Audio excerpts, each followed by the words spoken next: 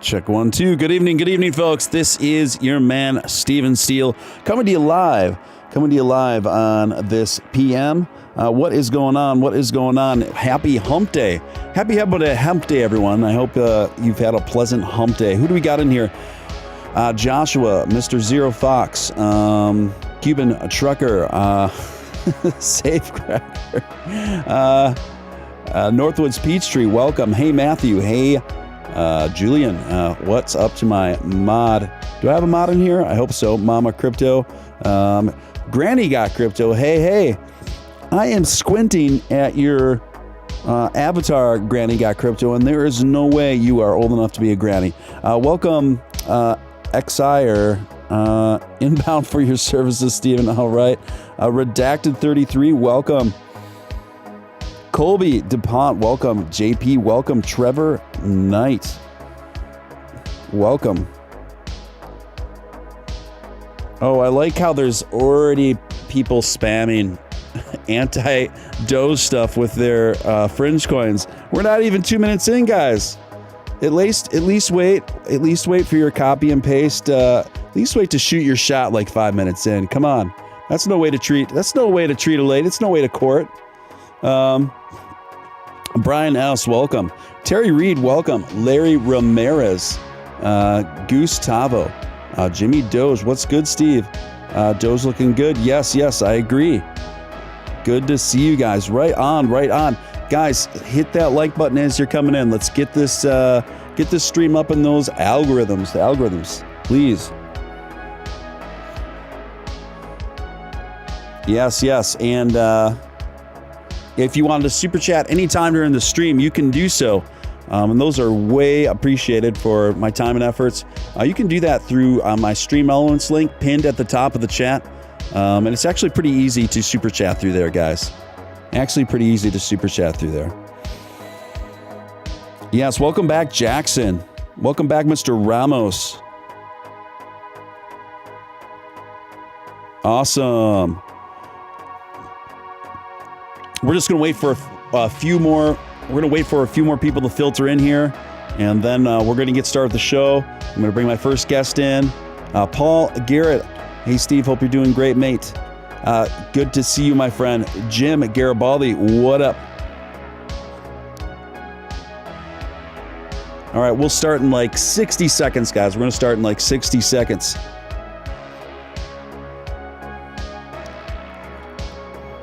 Good evening. Good evening, Alert Cool. Good evening, Rivak.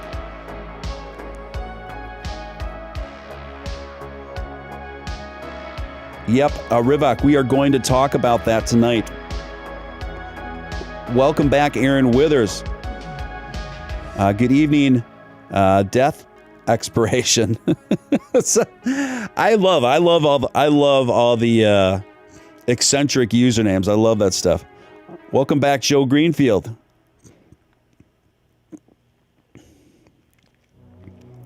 Hey, Steve, found you through the raid the other night. Been enjoying your stuff. Well, welcome back, Awa Awa. Welcome to the Moonbats who have taken a little time away to watch my stream. Appreciate it. Jim says, Doge charts got me sweating a bit. Don't sweat it, my man. We're going to get to that. We're going to get to that.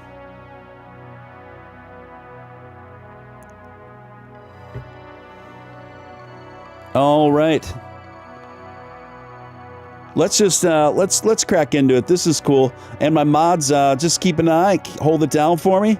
Appreciate it. I'm going to bring on my first guest. My first guest is Dogecoin millionaire Nick Balls. How are you, Nick, my friend?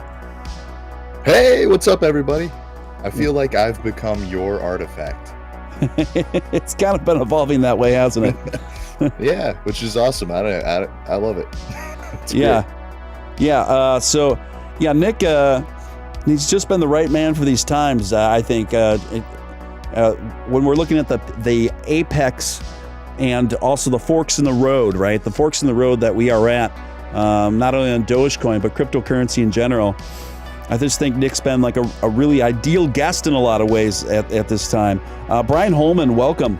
Dogecoin Worldwide, welcome. Sadie, what is up? There we go. There's the crew. There's the crew. Guys, smash that like button. Smash that like button as you come in. Let's build this. Let's grow this. Welcome back, Marcus Malari. What is up, dude? Geez, where should we start? Why don't we start with this massive Dogecoin whale that's been unloading, and it may explain a few things recently, yeah? Ooh, great first story to cover. This is actually something that, regardless of your position in Doge, if you're a small cap investor or if you're somebody like me who holds millions, it is definitely something you'd want to be aware of. Whales are at play in every market. Doesn't matter if it's Bitcoin, Litecoin. There's tons of whales in Ethereum. I don't know if people really know that, but there's massive whales in Ethereum.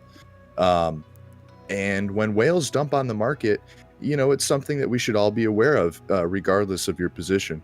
But realistically, we're seeing this one whale that's dumping about 1 million coins, but in intervals, but every 5, 10, or 15 minutes, and they've been doing so since yesterday. That's what people might consider that bad news, as they essentially caused the dip yesterday. But I'm here to tell you that it's actually good news, because not only are they dumping million coin orders every few minutes or so, but we're seeing those orders get eaten up. Meaning we didn't really drop too far today, and pretty much every single one of those sell orders was eaten up right away. Our floor hasn't really changed, and guess what, guys? This particular whale is gonna be out of coins in just a couple days. Their wallet will be clear, and yes, they are selling to an exchange, but really, realistically, what that means is that the confidence of the market and the confidence of the buyers is steady at a 29 to 30 cent floor. We shouldn't see too much, resistance below there. That doesn't mean we couldn't drop down to the 27 or 25 cent level, as we have seen a $1 billion USD buy order placed in that area. But what it means is you shouldn't really panic one way or the other, because obviously we know what's going on. It's a bit of a manipulation move, and it's just kind of something you got to deal with. And when you're the hot kid on the block. Yeah, well stated. And I will say, I took a very careful look at this wallet and the timeline of it. And I don't think this thing is being done with any. It's my feeling. I don't think it's being done with any malicious intent. In fact, I would go so far to say is I think this whale is being very responsible and considerate. Because what he's doing, I think, instead of just dumping it all at the same time, you guys, he's staggering it out. He's obviously, I mean, he could stagger it out more, but it's his money, it's his prerogative. He made the investment, right? But he is staggering out day to day, and it's a go ahead. Win-win. It's a win-win for everybody. It's a win for him because obviously this guy wants to get out of the market, which is fine. We don't, Elon even said, less whales. That's a better thing. But he's doing it in a controlled manner that makes him get the most profit. Because keep in mind, if he could just dump his whole bag. We'd see the price fall to probably where it did yesterday. But then also keep in mind, he wouldn't be getting as much of a bang for his buck. So he's essentially protecting himself and inadvertently protecting us as well. Which, that's a win-win for everybody.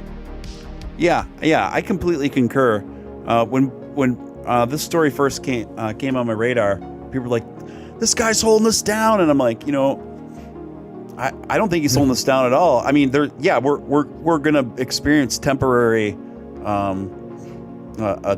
depression slightly on the MV, but this guy is a massive whale, completely unloading day to day. He could have done it all at once and really sacked things and put a scare in people, right?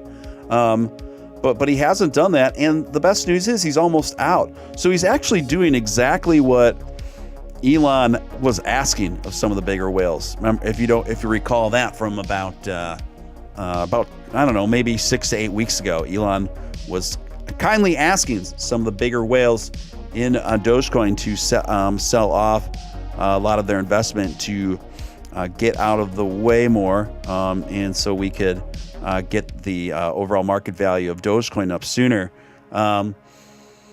And so I think this is a win-win. I think this is really good news. And he's almost out.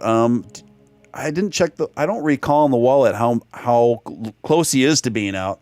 To the tune of a million Dogecoins a day. How many days do you think he's got left, Nick? I did the math on it. I think his sell intervals aren't like exact on the dot. It's not like he's selling 1 million every minute or so. You can't. It's not really exact. But if he keeps at it the way he's been, he should be all out by Friday.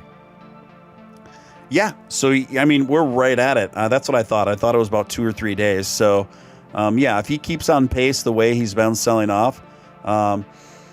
So just a couple more days of this, guys, and then I think we'll see. I don't think it's going to be like as soon as he's out, we're just going to jump to 40 cents or anything. But, overall, I think it's going to have a conducive effect to, help put a little more spring back in the step of Doge. And, you guys, you got to, when you look at these things, even when you look at it now, some people might be sad looking at Dogecoin at 29.5 cents. I'm personally not at all.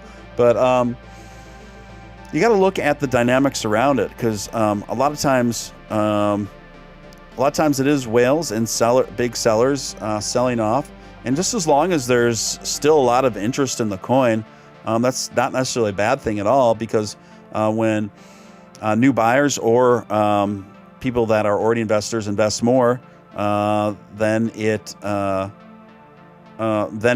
lowers the resistance. For the next time Dogecoin approaches the levels where they weren't able to get past previously. So, again, this is just all part of the process. I think this is great news. Another story. I got a couple stories here I wanted to get into, and then Nick and I can do a little commentary on them. So Dogecoin obviously is all over the news right now, and it's still all over the news. Okay. This might be the dumbest article I've ever come across regarding Dogecoin. And this comes courtesy of CNN Business. And this is from Julie Chatterley. Julie Chatterley. And the name of the article is How Dogecoin is Like a Cabbage Patch Doll. And it's kind of it's a video, but they have the transcript here. I'm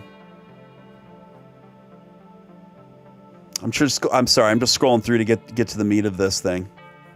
I am just right away. I'm going to disagree, and I'm going to say we're more like a Tickle Me Elmo. But fair enough. So basically, saying the funny thing is when you have a market, there are all kinds of stocks that ultimately won't be useful and won't succeed, and many go into bankruptcy. I'm not saying Dogecoin will necessarily do that, but it does seem to be a novelty item. It is not a token that is powering a fundamental network like Ethereum is. These are things that are really changing the world. Gee, I wonder how much money this person has in Ethereum. And that's my first thought. And the point about exchanges is to bring about those, to bring about all of those to the market so that the customers can access which ones are most useful. Where do we start with this one, Nick? Where do we start? I mean, I guess let's start with the clumsy analogy of equating the Dogecoin phenomenon to Cabbage Patch dolls. I mean, to me, that just seems incredibly lazy and stupid. I mean, obviously, one is a doll made of just like fabric and a little plastic from the 1980s, and one is a digital currency that's meant that you can send all the way across the world in a minute to pay for anything. I mean, it's what? funny. I had a little chat with Risky today. Okay. And I basically mentioned that there's basically an overabundance of bad reporters on crypto in general. Yeah, in general, this is not just exclusive to Doge. Yep. Yeah, this is definitely not exclusive to Doge. There's an overabundance of and by the way, these people aren't I would excuse bad crypto reporting if it was from a grandpa or something, some 70-year-old who just didn't understand what cryptocurrency was. But these are people in their 30s. These are people in their 40s. They should get it. I don't understand why they don't. This is this has been going on for over a decade here, people. This isn't a new thing by any means, and they treat it like it's some sort of novelty. And I just told Risky I'm thankful for people like them, and Matt Wallace and a few others, and you, of course, for actually doing legitimate reporting. It's sad that we've come to a time when we need to go to people like that, they're not employed. Essentially, we're all just kind of doing this for free. We're trying to educate the masses for free, and it sucks that you go to actual news websites or you go on the actual real news channels and all you get is BS. Yeah, totally. Thank you for that. Welcome Chris Morrow. Thank you so much. Rivik says, I will join your membership for free Cabbage Patch dolls. I don't have membership. I'm, like I said earlier on the air today, I'm just a pleb with a $100 mic. But I did just get enough subscribers, guys, so I was able to apply for a YouTube partnership. So that can take anywhere from what I've been, big news, big deal. So that can take anywhere from 1 week to 1 month from what I've heard around that. So hopefully that happens sooner or later. Then we can unlock the super levels there and really unleash the beast here. I think that's really well stated. This isn't a problem that's just exclusive to Doge. This is a problem. We don't have any reporters. I mean, big surprise. We are hardly any reporters in the corporate press, and I feel more comfortable referring to the mainstream media as corporate press. I used to refer to them as the mainstream media, but I feel like that's given them too much credit, because just because something, the more I've observed these folks over the years, I don't think we should do them the service of seceding the mainstream to them. I don't think I don't, you know what I mean? Yeah. And I totally agree. And I don't think that the corporate news media is even really relevant anymore. Who watches who watches TV? Who has CNN turned on or Fox News, turned on? You might catch like a blip or something from them on your timeline occasionally, but these people in their ivory towers that are slowly collapsing and crumbling around beneath them are scratching at the walls for anyone to watch their content.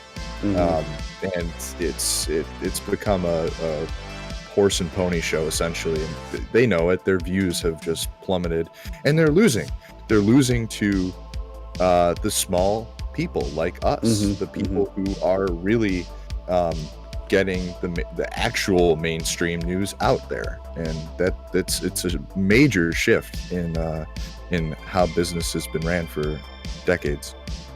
Yeah, well stated. So so that's the reason why I stopped using the description mainstream media, because I think that does them too much of a service. And like you said, the entire cultural zeitgeist and landscape is really inspiring right now.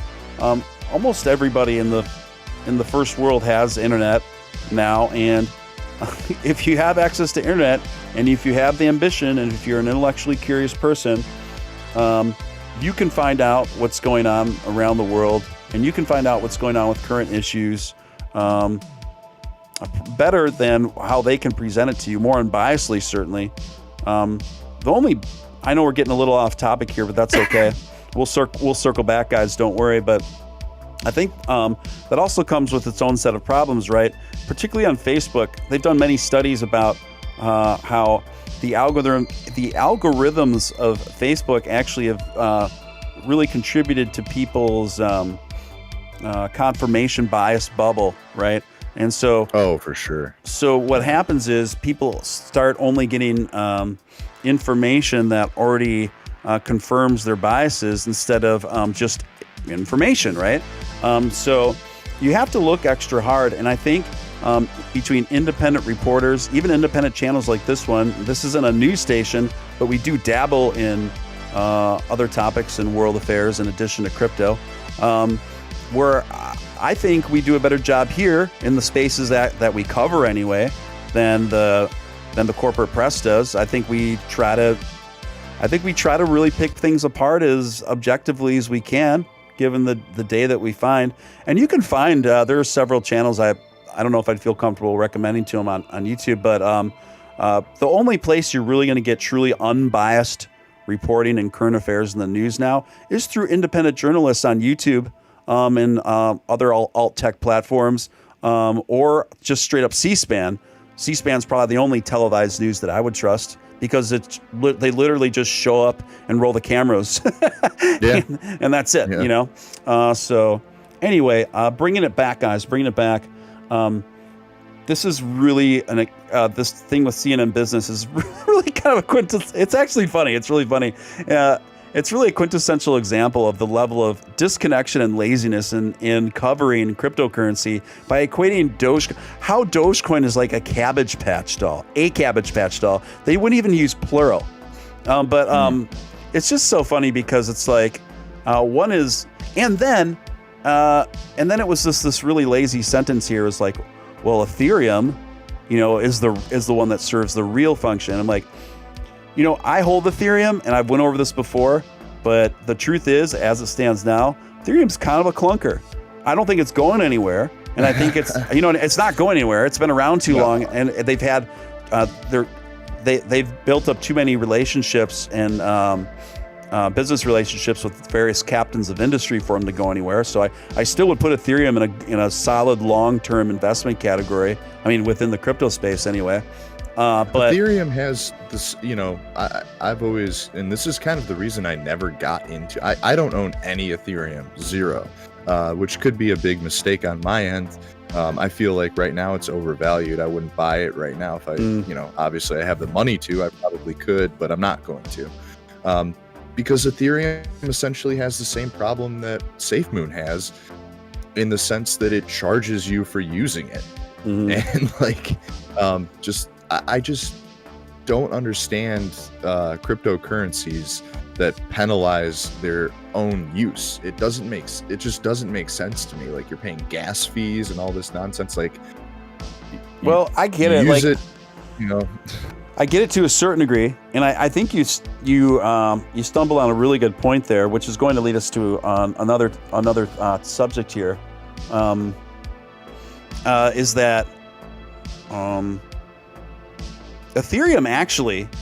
I know Safemoon does get a really bad rap. Within some circles. I mean, I would say it gets the bad rap within the circles that are critical of Safemoon. Put it that way. For this reason, because you lose 10% of your investment every time you use it or every time you sell it, which is an understandable criticism to have of this coin.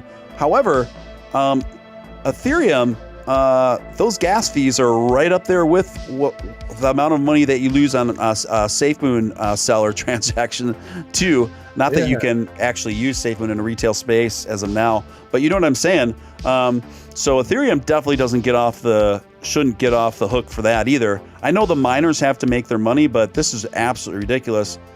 I know the Ethereum team is well aware of it, but they botched. I mean, they were supposed to roll out that big Ethereum 2.0 release about 3 weeks ago now. No, not quite that long. About 2 weeks ago now, and they botched it, man. They're like, oh yeah, it's indefinitely deferred. We're not quite sure when that's going down. I'm like, this is not good. Here you got a lot of alternative coins coming into the space, boasting that they can do a lot of the same functions that, a lot of the core functions that Ethereum boasts of, but for faster and cheaper. Ethereum is just lucky that it's been around as long as it has, or I would think it might be in trouble right now. What are your thoughts, Nick? Yeah, obviously we know that the foundation that Ethereum has set is kind of paramount to its ability to work within the markets and keep its price stable and growing. But that being said, every coin, I don't care what it is, Doge, Ethereum, Litecoin, Bitcoin, they all have nothing in this world is perfect. Like, everything has pluses and minuses. And if you're going to be investing in something, I always encourage people to go out and if you really do believe in a project, like I believed in Doge, I had to take a hard look at the downside. Like, what is the downside of this project? Like, what are the things that I might not find attractive, or I might be missing, or stuff that isn't good about the coin? Because there's always something. There's nothing perfect about anything. So one of Ethereum's biggest issues is just the cost of operation and the cost of ownership and the cost of actually using the crypto, which I think, the whole idea behind Satoshi Nakamoto's original white paper was that this thing is supposed to be used. People are supposed to spend it. And if you feel like you shouldn't be spending it because you're going to get taxed, and then you're going to get taxed again by the exchange, and then you're going to get taxed again by the government, well, then you're just collecting something. And that's not what cryptocurrency was. That's not what cryptocurrency was designed for. Cryptocurrency was designed to be used. Hence why Dogecoin will win in the end. Really good, strong points at the end there, particularly. It's kind of like these certain cryptos, and I don't think they have intentionally. I think they've unintentionally kind of gotten off track from the initial primary objective of what crypto is supposed to be, which is a decentralized currency to be used in everyday life. Did you get a dono come in? I saw something come in. I did. I was going to get to it in a second. To be used in everyday life in an everyday retail space, it's not technically. Now, I'm not saying I'm not open to the expansion of this. I'm just making kind of an observation it's just interesting to see how far away some coins are getting from those objectives. Super chat coming in from Dogecoin Worldwide, $3.33. Thank you, Worldwide. Love you boys. I'm gonna have to do my best to be civil, but I'm super disappointed in Matt Wallace and his Safemoon hate. He sounds exactly like the Doge haters we went from 17 or from 1 cent to 2 cents in 2018. Big dips happen everywhere. Really sad to see. Yeah, thank you for your comments there. This is a topic that obviously we were planned on getting into tonight, not just with Safemoon, but a lot of altcoins that are making a buzz right now. A lot of coins that are being traded like crazy on PancakeSwap. So I suppose full transparency, I don't talk to Matt that often. Dogecoin Worldwide actually hit me up earlier. Or somebody else, he commented.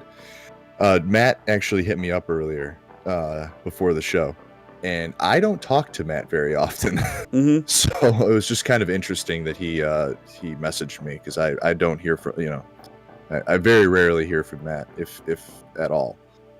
So it was just kind of interesting.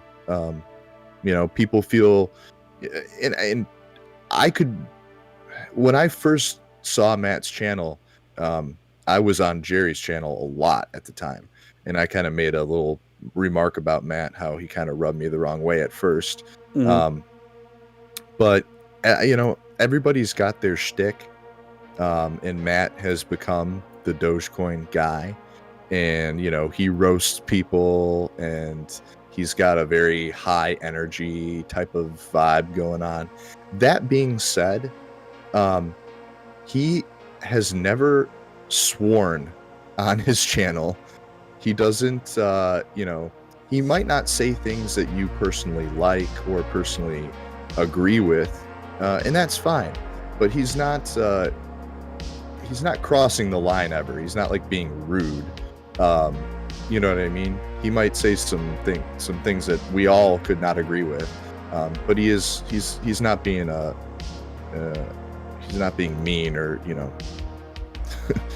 yeah. Mm-hmm.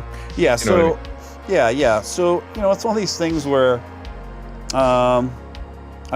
where do we even start with this topic? Where do we even, there's just so much to talk about with Safemoon and Matt. Obviously, Matt is a friend of mine. Matt has been very, he plucked me out of nowhere, and all of a sudden I realized that Matt Wallace was a fan of my streams when I first started, when I first broke away from, the crypto show, and I first started just live streaming on my own off the cuff on Twitter and stuff. But I understand. That being said, I'm not Matt Wallace, and Matt Wallace isn't me. So we do approach things a bit differently on a few different topics, even though we have a lot of the same objectives at the end. And I guess my view of coins like Safemoon, it's pretty nuanced. I am an investor. I am an investor in Safemoon. Now, I don't have a lot of money in Safemoon. I think I have about maybe I invest maybe $600 in it, somewhere around there.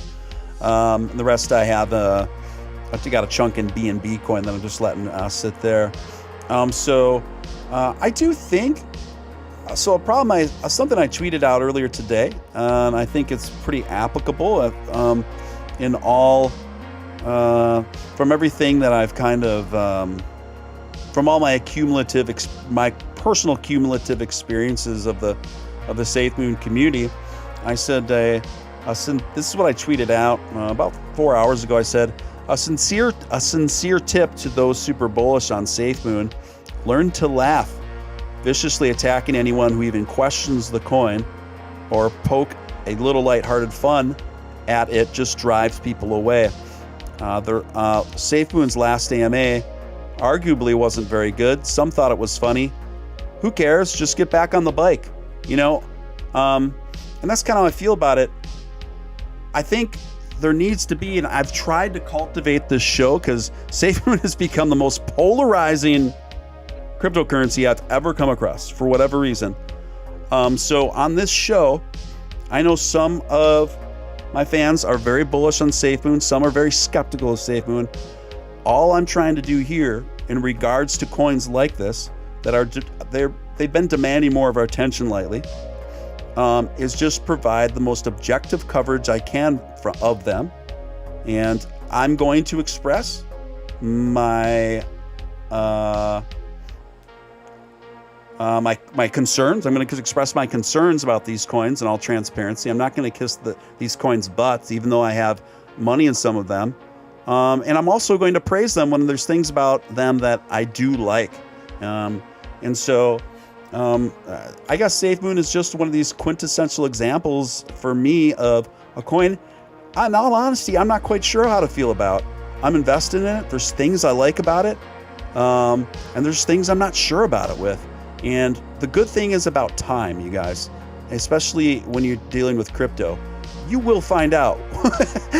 Time will eventually tell us what's going to happen. What's going to happen with these coins? Time will reveal to us more information, whether to solidify the security and legitimacy of these various coins or not, right?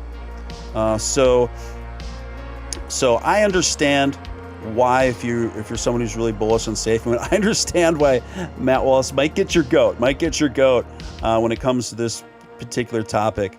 But it is what it is. It's his presentation style, and I have a different style. A lot went down with Safemoon today. So people ask all the time, how can I buy Safemoon? Should I buy Safemoon? And this is a big question that I'm getting just constantly right now. And should you buy Safemoon? Maybe you should. I'm just saying it's really important to know what you're getting yourself into potentially. So this is how I view Safemoon's kind of stuck between. I'd say it's obviously moved above the tier of being just a super low profile, fly by night, questionable altcoin. So it's risen above that now. Obviously, it has about 1 million investors now. I think they finally just got 1 million investors. And Dogecoin, I think, has how many million? 6 million, I think, Nick, 6 or 7 million. I'd have to check the current. I think it's now. Well, I don't know if there's an accurate read on Dogecoin holders because 28% of the market is owned by Robinhood, so it's probably impossible. Even at that though, even with like the Robinhood wallet for Dogecoin, I don't even think that's as problematic as many people as we may have thought at the beginning. It sounds worse than it is because that's a retail wallet. Sure. And a retail wallet has a different impact on the market than just like a single person, a single huge whale, right? Totally. Yeah. So I completely agree. I just think it would be very hard. I don't think you could get an accurate estimate on the amount of Dogecoin holders right now because from what we can gather, 28% of them are on one exchange. And if you were to disperse all those coins, like there's no telling how many people on Robinhood hold like 100 Doge.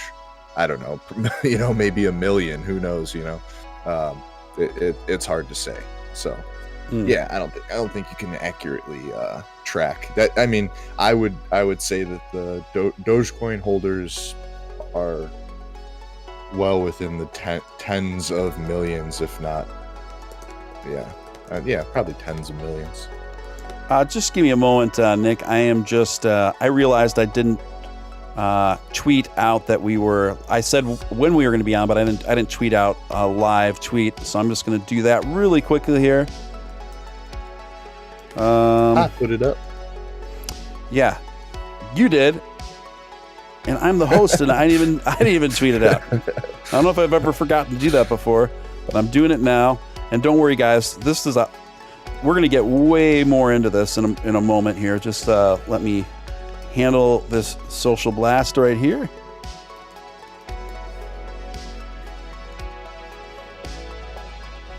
And there we have it. And guys, if any of you have Twitter, if you would consider retweeting this, it's just a link to the live stream so more people can find us. And the retweets really have proven to be pretty effective in reaching more people. So I'm going to put that in the stream here. If any of you on Twitter would consider retweeting it, that's very helpful for the stream. And also, if you haven't hit that like button, please hit the like button. It's the number one thing you can do to help a new emerging stream like this get up in the YouTube algorithms. It takes a split second of your time, doesn't cost you a dime. It's hugely appreciated. And if you're new here, welcome. Love to have you. Hit that subscribe button and don't forget to hit that notification bell so you will never wonder when Steven Steele is live. So anyway, back to Safemoon. So Safemoon has had a heck of a day, Nick. I've never seen anything quite like it in the capacity.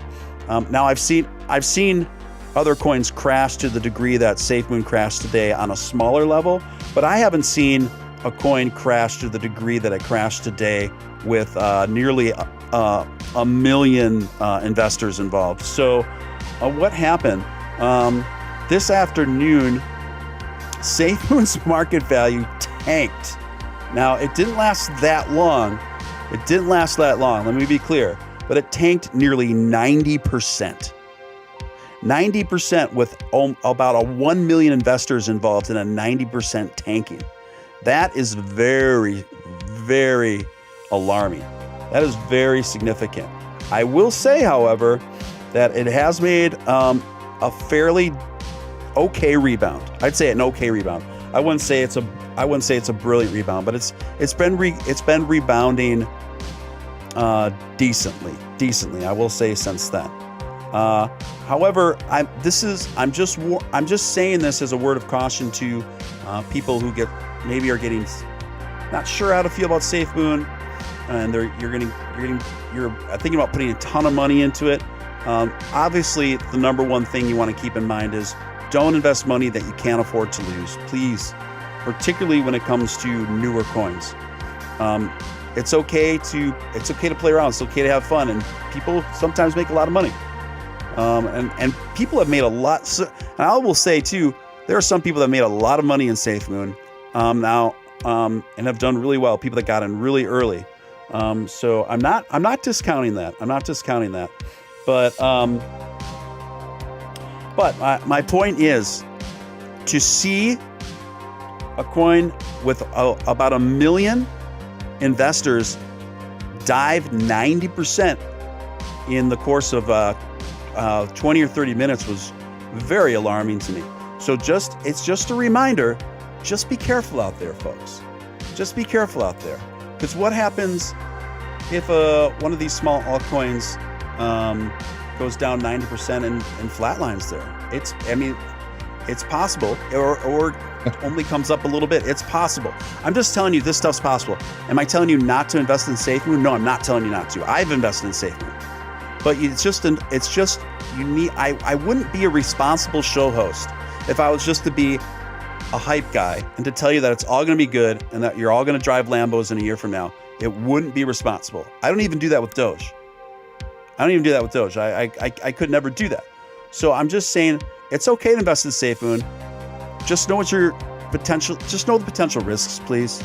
Just know what could potentially happen. On the flip side, what could potentially happen is it could moon. They've got excellent marketing. Their marketing is incredible. They've gotten 1 million freaking investors in about 6 weeks. So obviously they're doing some things right in terms of marketing and branding. And that's pretty powerful. But we've been seeing some shaky things go on today. So they had this AMA, which is just slang for a live stream where they do Q&As, right, with the audience. And they were reporting live from this Miami crypto convention. And most people perceive that this AMA went pretty poorly. In their defense, in these guys' defense, I think part of the problem was when you're talking about something as serious as your investors' own money and you're addressing investors, it might have not just been the best environment for them to do it because you're at this hype live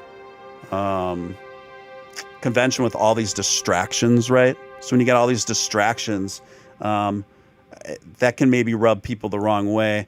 But then what happened too, like these kind of like random clout chaser guys kept like invading the stream and were like hyping up their new albums and then like all this kind of random stuff. And it kind of soured some people. It's really soured people. And you have a responsibility. It's one thing if you're just doing like a live stream like this and you're kind of freestyling, but I'm not trying to sell people a digital currency. I'm not trying to attract big investors for something. So those are things you need to be mindful of. I will say that the Safemoon team overall is pretty young. They're kind of a ragtag crew. I kind of like that about them, actually. I like that about them. So at the same time, it's okay that they had a bad AMA. It's okay. I get the impression that even the CEO, he seems very nervous a lot of the time. And people that are really into Safemoon think I'm saying that as an insult. I actually find it kind of endearing. The guys were like really kind of nervous. Let's just be honest. The guy's kind of shaking when he's talking. He's reading off of notes that he had. He's just kind of figuring this out as he goes along. I don't necessarily think it's a bad thing. Part of me is really kind of pulling for it. But at the same time, I'm just telling you guys all this just to let you know that so you can assess your own risk levels. Sorry I went on that long tangent. Nick, do you have any thoughts? Yeah, I mean, I completely agree. I think this is a very young team of individuals who, they put the work in, obviously, on the marketing aspect. They, which every millennial, who owns a computer probably knows how to do that, and they definitely did. But yeah, their market value shot up like crazy, and then live in real time during an AMA. Yeah, bad timing. Yeah. They watched as their coin got eviscerated live. Mm-hmm. And yeah, that can't be, if you're a young guy, especially who's never been in that situation before, which very few people have. Right. You're never going to be able to handle that well, ever. I don't care who you are. Right. Right. Vlad is a perfect example of a young guy who tried to deal with something similar, and not to that extent, but Mm-hmm. it's never going to work out well. That being said, is Safemoon a good investment long term? That remains to be seen. The coin itself is a month and a half old. We're never going to know, what this project holds, 5-10 years from now, we're like we are now with Doge. It needs time to mature. And anytime you see a crypto, especially a crypto, shoot up like this out of nowhere without with no history. With no history at all, with really no organic growth, it just spiked out of nowhere. It wasn't, you could say, oh, it's because of the community or whatever. No, this was all of the key elements of a classic pump and dump rug pull, which luckily, it wasn't like they went from $0 to $1 overnight and people lost billions. We're not talking about that much money. I think it was in total it was 500 million, which is a lot. Right. But yeah, I mean, I actively did not discuss Safemoon for a long time. I didn't like any comments. I didn't respond to any questions. I just didn't even talk about it because the project just rubbed me the wrong way. It just didn't jive with me. It wasn't a project I wanted to be involved in. And luckily now I'm fortunate enough to be in a position where I don't need to be trying to take moonshots every day. I just don't have to do that. If you feel like you're in a position where you're trying to do what I did with Doge 7 years ago, and you're scrambling to find any crypto that's going to 20 you're going to get a 20,000% return in a year, you're going to go broke really quickly. Because there's so many cryptos out there right now. There's so many, bunk coins that aren't going to be around in, months or years. So it's important just to do your research. And especially when a project is so new like that, you really have to know what you're getting yourself into. And, you can't be willing to part with any monetary value that you're not ready to lose. It is essentially gambling when you invest in something so new. Guys, we got about 200 people in chat right now and only about 80 likes. So if we could pump up the volume on those, if you could take a split second of your time just to hit that like button right now, that would be bigly appreciated. That really helps get a new emerging channel like ours up into those YouTube live algorithms. So if you haven't hit like, if you could just take a split second to do that, that's really appreciated. And if you're new here, welcome. My name's Steven Steele. This is Steven Steele Live. If you want, you can subscribe, obviously. We'd love to have you. We're building out a really cool community here. So hit that subscribe button, hit that notification bell, and make sure you hit all on that notification bell so you'll never have to miss your man ever again in the future. Not that I would recommend taking a break for me now and again, honestly. But so hit that subscribe, hit that notification bell, and thank you. I see those likes starting to go up. Keep pumping up the likes. Appreciate it. And also, if you feel compelled to super chat during the stream, you're more than welcome to do so. That's also hugely appreciated. You can do that through the Stream Elements link pinned to the top of the chat. The Stream Elements link pinned to the top of the chat. Let's put a bookmark in this Safemoon, Safecoin conversation, and we'll just break away to what's going on with Doge right now. I just saw a few comments in the chat, a little bit of anxiety going on in the chat. People, one comment even said, Nick's losing his millions right now because it's 28 and a half cents. We're taking a little bit of a tumble here, guys. Also, BTC, Bitcoin is definitely taking a tumble, but it's starting to come back up a little bit. But just overall, you guys, Bitcoin is down 14% for the week. Most of the crypto market has been in the red over this week. Nick, I only have 3.3 million instead of 3.5 million. Darn it. So Nick, are you concerned at all? If not, why aren't you freaking out right now? Gosh, so many reasons. I mean, we know, okay, it would be one thing if this dump was out of nowhere, if the price just tanked, almost kind of like Safemoon. Sorry to bring it up. But if the dump just kind of came out of nowhere and we didn't know where it was coming from, that would be one thing. But that's a great thing about Doge. The community is so interconnected. I knew about the whale that was unloading 1 million coins or so every 5 or 10 minutes. Like the second that they basically started doing that. So it's just reassuring to me that I know where the price is going down to. Like we're gonna see, I know about where the bottom would be when this person's gonna run out of money.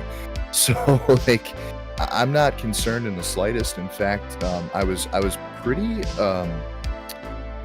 happy today when we actually broke their channel up to 33 and kind of overbought the large seller, whoever they may be. Obviously right now we've broken below it. That might be because some of the European markets are kind of going to sleep. We might see China wake up here soon, or I should say Asia in general is just, kind of in the middle of the day. They're just getting going. So we could see a rebound from here, and they could continue to eat up these million sell orders. Either way, not worried. I'm going to assess what is going on with the situation come Friday or Saturday. But until then, obviously, we know what's in store. Like, we know what's going on. I don't have any concerns. I don't see a flash sale or anything. It's one thing when you see, and that's why Guys, when the price shot up to 45 cents, I had so much anxiety, right? Because it was like a rocket ship. It just kept going and going and going and going, and it was only going in one direction, and that was up. Since then, we've come down, but we've come down in steps and increments. Like, it's not like we're just falling down. We're taking steps down. So that's very reassuring to people who are, investors or looking to invest. Yeah, that's an important distinction, and that's what I was talking about. And I think that dovetails nicely to circle back to a lot of these emerging coins that are operating on Trust Wallet, Pancake Swap, everything else like that, and all these a lot of these newer, much smaller exchange sites. And I'm not singling out any one of these. Okay, we got Risk Moon, we've got Monkey Moon. It goes on and on and on. It's endless, right? Safe BTC, I got a little money in there. Now, guys, this is always the best thing to keep in mind whenever you are. And here, Nick and audience. This is one main thing I really, really think is important to address with you guys right now. When you're dealing with any of these, now listen. Firstly, let me put a caveat down here. Safemoon could go on to do great things. It could turn into a great long-term coin where the devs and the CEO tweak it and adjust it for longevity. Right now, I don't see how that happens with a 10% penalization upon selling. I don't know how that ever gets used into a retail space, but I could see them readjusting that in the future and making it work. So just understand, I'm not saying, so before Safemoon, people are super bullish on Safemoon, come after me. I'm not saying that Safemoon can't go on to do great things. I'm just saying right now, I feel like I'm caught between, because I'm seeing not a lot of other, but I'm definitely seeing a fair share of other crypto shows and crypto hosts that firmly come down on the side of, these are the only real cryptos, the super extra techie ones, and the ones that I say are the ones that are going to 20x in a year, and then Bitcoin on top of it, and that's it. And these are the same people that, kind of poo-poo Doge, and they are quick to call Safemoon a total SCAM. And it's one of these things where I'm not really on their side either. I don't really jive with guys that have that perspective on it either, because as I was talking about with Nick earlier, I'm a very eccentric guy. I'm a think outside of your box kind of guy. Obviously, Nick has to be that kind of guy in order for him to be a Dogecoin millionaire, in order for him to have thrown 10K into a dog coin in 2014, right? So part of me really empathizes, and I love the underdogs. I am investing in these Pancake Swap coins. I am having fun with it. The market values just shoot up and down so wildly from moment to moment. It's exciting. It's fun. That's my advice to you.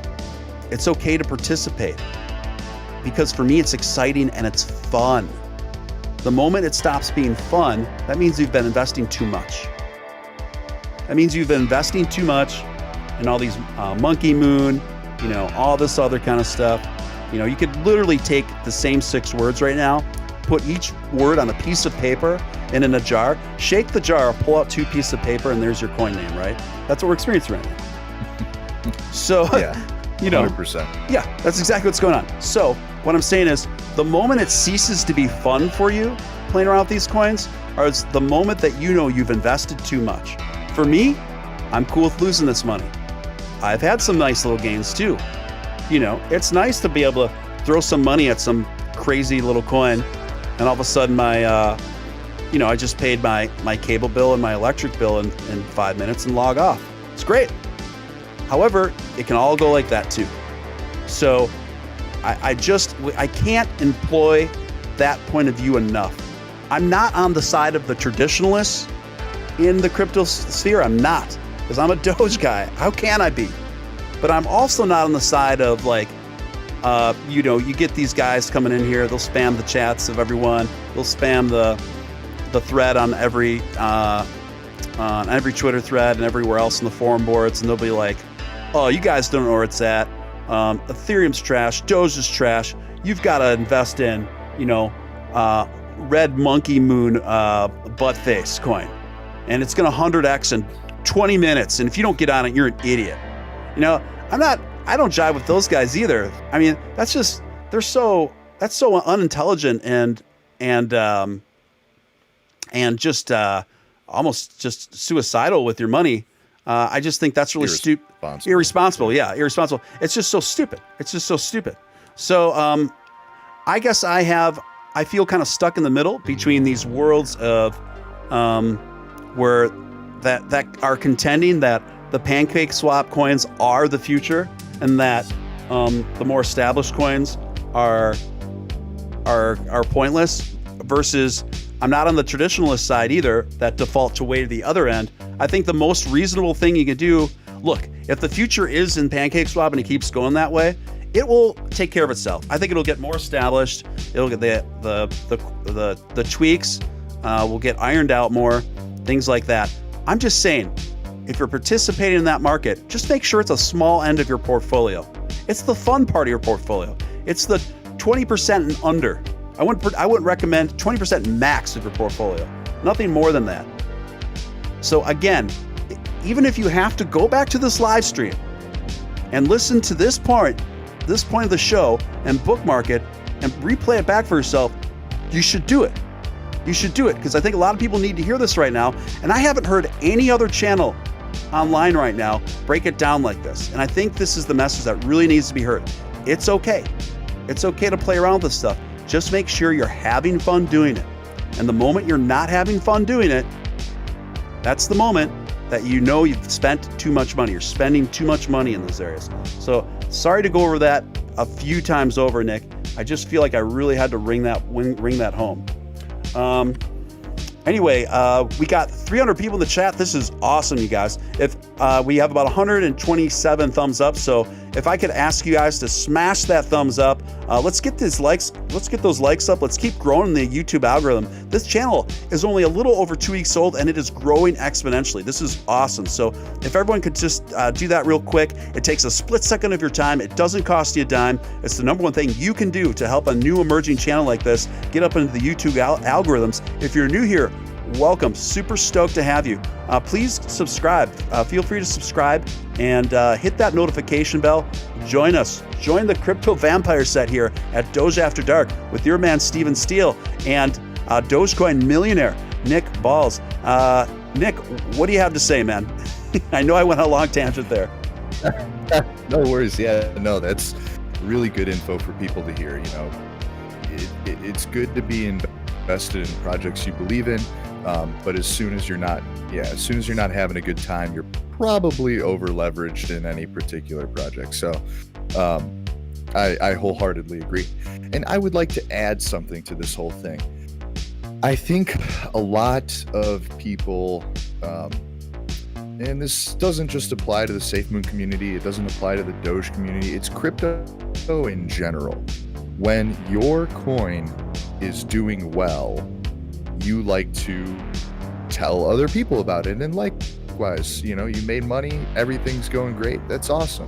Mm-hmm. But when another coin is doing poorly and maybe you called that play out, you know, there's a bit of like a haha, I was right, you were wrong kind of thing, and that's been around in the crypto world for years now. And I've just never supported that sentiment. I think, especially from I hold the Doge community to a kind of a higher standard. I think the Doge community is, for the most part, made up of really good intentioned, well-meaning, smart, and caring individuals. And I don't think we should ever be, you know, if we see a coin like this where maybe we didn't agree with its tokenomics or we didn't agree with its fundamentals, that we come out and like rub it in these people's faces when they lose 90% in 2 hours. It's just unfortunate because it might turn off those investors who lost however much they lost into the whole crypto world in general. And we always want to make people feel welcome in Doge. And I'm never going to come out and say, like, you're an idiot because you invested in this. Like, that's not my place. That's not my place, and that's not anyone else's place. If there are people in the community who are doing that, ignore them, because the cryptocurrency world as a whole should be united.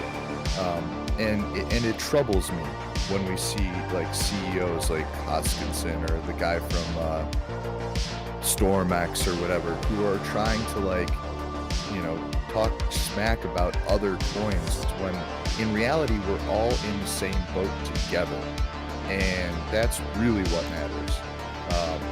So yeah, don't let people make you feel bad, especially if you've lost out on something. We all make mistakes. God knows I've made mistakes. I made a $100,000 mistake this week. You know, people, like, I'm not you know, the smartest guy in the world. Like, everybody's gonna make mistakes, and you know, we should all try and help each other learn, grow, build, and make the community a better place. Yeah, well stated. And Nick, if you wouldn't mind just turning your mic down a little bit. It's a little hot on your end. It's coming through a little hot, and then I can just turn up more on my end. It's just kind of clipping over here on me. Yeah, and guys, it's no surprise what Doge is doing right now for a couple of reasons. That's a little bit more down. It's kind of mirroring a little bit more. Doge has been going back and forth where it mirrors Bitcoin and then it steps out. Right now, it's kind of in a mirror pattern with Bitcoin right now, because Bitcoin dropped significantly as well. Did you turn your mic down? Yeah, I did. Okay, yeah, that's better. You're coming through clear now. So yeah, let me catch up on the chat here. I didn't get a chance to see what's going on in chat. You should be happy for any friends making money on something. It's nice to be happy for others. Yeah, I absolutely agree, and that is definitely a sentiment that I'd like to foster here on this channel. Eden says, "I'm a noob. What does HODL mean?" Nick, why don't you take that? A lot of people think it means hold on for dear life. I can't remember where the original, I think it came from Reddit, and somebody was just trying to type hold, but they misspelled it. I can't remember the exact form it came out of. I think it was somewhere in Reddit. They just misspelled hold, and it came out hodl. A lot of people think it means hold on for dear life, but you could argue that it means that as well. And if that's the case and you're looking at Doge right now, you might take something away from that. Yeah, well stated, Nick. Yeah, you laid that out well. And for, in super short, it's just it's slang for hold, like hold on to your particular crypto of choice. And so obviously, investors that are investment communities of particular coins, they encourage each other to hold, because the more of each other they can encourage to hold on to the coin, the more probability that coin has of increasing in market value. So thanks for all the compliments I'm reading in here, guys. Appreciate that. Don't forget, guys, we got about 350 people in chat. That's great. About 160 some on the likes. Let's get those likes up if you don't mind. Let's just pump up those likes. I think we can easily get those likes well over 200. So let's just do that now. Let's do a like pump. Those are legal. Let's do a like pump. Hit that like button. It takes a split second of your time. Doesn't cost you a dime. And I'm going to give this, we're going to do a countdown to 10 seconds to see how many likes we can get on this video. Folks, this channel is just 2 weeks old, but we are expanding rapidly each and every day, and it's just been really fun, guys. So let's do it. See how many likes we can do in 10 seconds. 10, 9, 8, 7, 6, 5, 4, 3, 2, To the moon, ladies and gents, to the moon. Great job. Okay. Almost up to 200. You had more likes going on last night than you had people watching at one point. At least I think when I left. Yeah, it's because I streamed so long last night. That's why. That stream was like about 8 hours long. I was gonna say, I rewatched it. I was like, holy crap, he went forever. Yeah, I'm upon further review, I think it went about 2 hours too long, to be honest with you. But you know, that'll happen. Yeah. So guys, awesome. Look at that. Did we get over 200? Yes, we did it. You guys did it. Awesome job, guys. Awesome job, community. Thank you for that. Yeah, why don't we just, I think we can keep digging into this a little bit more here with all these coins. I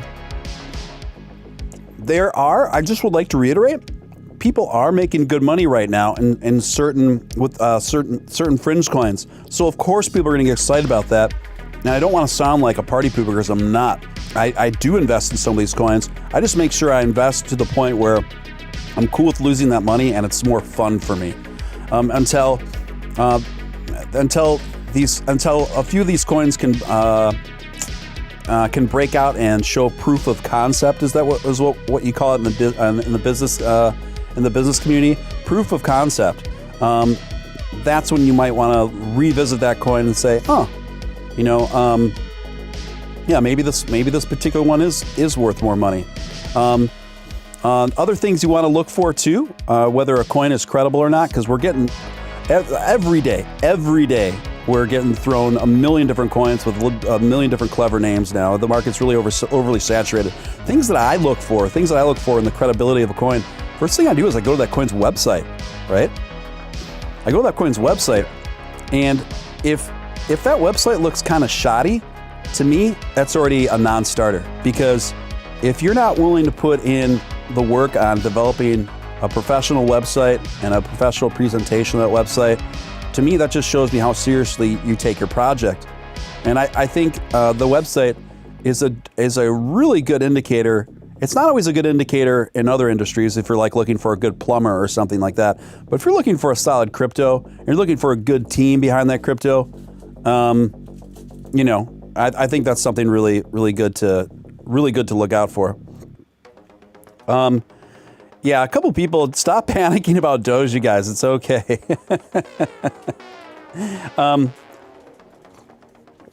Yeah, it's riding at about 27 cents now. It's okay, guys. It's all right. We talk about a variety of things here. This is obviously a very Doge-centric stream, but we cover a lot of stuff here. Another article I came across was, just a moment here. I got to pull up my notes. This was really cool. And it was particularly surprising to me because it came out of Bloomberg, which I don't really usually associate them with arbiters of great journalism. But this particular article is really good. It's called, and the title of it is "How Crypto Billionaires Will Transform Philanthropy. Traditional causes may recede as the newly wealthy focus on weird standalone projects." The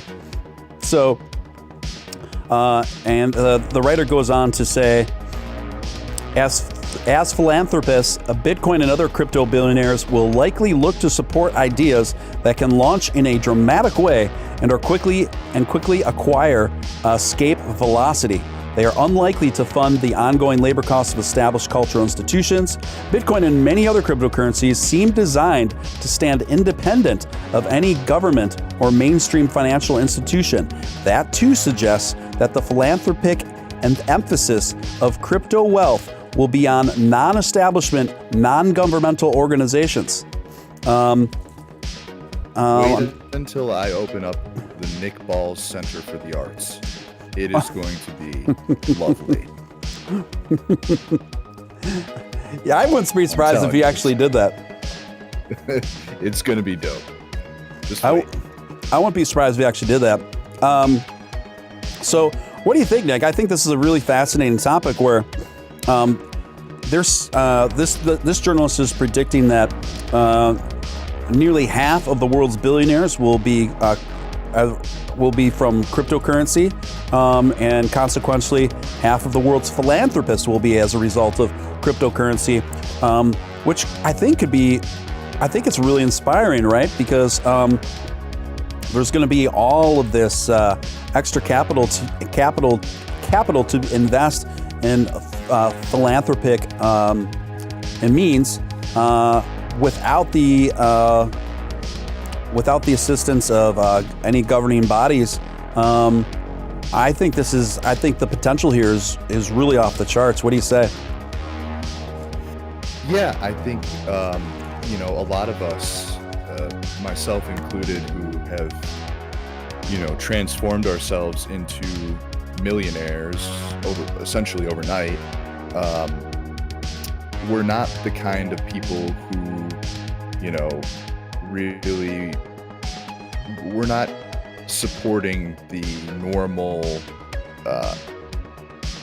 typical philanthropic,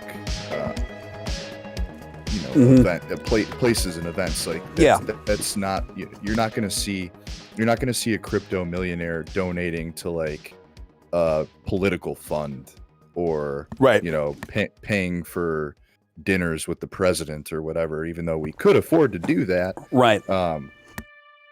That's not anything I think we're really that interested in. And I think more so, people like myself are way more interested in giving back to the community at large. And that doesn't necessarily mean donating to colleges. I think a lot of old money, like when people used to get rich back in like the 60s or the 70s or the 80s, the cool thing to do was to have like a hall or a sports center at a college named after you, right? Like that was the cool thing to do back then. And guys like me, I went to a community college, and I don't have anything against higher learning, but I just think there's we're living in a time where you don't need to pay an exorbitant amount of money to have a piece of paper to hang up on your wall to say that you achieved something. You can kind of really do it on your own. And people like myself, I like I said, and I'm not joking, like if I have the funds to open up an art center, for kids or families or young people who don't have the ability to pay for that kind of training or those types of art supplies and stuff. Art was really close to me as a growing up. I went to school for art, and I became an oil painter growing up, and I always remembered like I had to steal art supplies. Like I stole like all of my art supplies from a local I'll just say it, Hobby Lobby, which is like a Christian corporation. Probably shouldn't have put it on the air, but what's done is done, and this was a long time ago. So, I'm calling the cops. The FBI has entered the chat. This was like, I think the statute of limitations is up on this, Citizens arrest. But yeah, I mean, dude, I didn't have enough money to pay for my art supplies, and I want to make sure that kids, especially creative kids, have the opportunity to become what they to maximize their potential, especially in the art world. So that's just something that I've always been interested in, and that'll be something that I'm sure I'll fund in the near future, or not so near future. So yeah, most of us crypto millionaires and or billionaires are kind of like in starting to invest in philanthropic things that we aren't traditional by any means. Yeah. It's a very interesting developing topic, and one we should revisit shortly, Nick. But right now, I want to just kind of take a break to Dogecoin. Those of us who are more seasoned investors like us and some of the folks in the chat, we understand and don't really freak out when these peaks and valleys happen, particularly the peaks as it is in this case right now. So why don't we just offer some reassurance to folks here? I noticed there's a, a lot of anxiety. The word tanking keeps happening, things of this nature. Is Nick Balls, as someone who holds over $3 million worth of Dogecoin, is this the end of Dogecoin right now? No. As Papa Upshot would say, zoom out. And if you zoom out on TradingView or whatever chart view you're using, you'll see that the low after the initial takeoff, so after the Thursday pump from last week, the low that we hit after that was at 2307 was the low that we hit right after that initial burst. We're nowhere near that right now. And let's say even if we corrected down to the 2-3 level, I still wouldn't be concerned, because I know for a fact, because I watched it live with you, with my own eyes. We saw a $1 billion USD buy order get placed at like 2.4. So it just, I'm not concerned in the least. And again, we know exactly what is happening right now. This is not a mystery. We have one whale, it's not me, who's selling their coins by 1 million every 5 minutes or so. The market was able to keep up with that demand, by the way, pretty much all day. Like we really didn't break. We got up to 33 today, and we pretty much stayed around 30, 31 all day.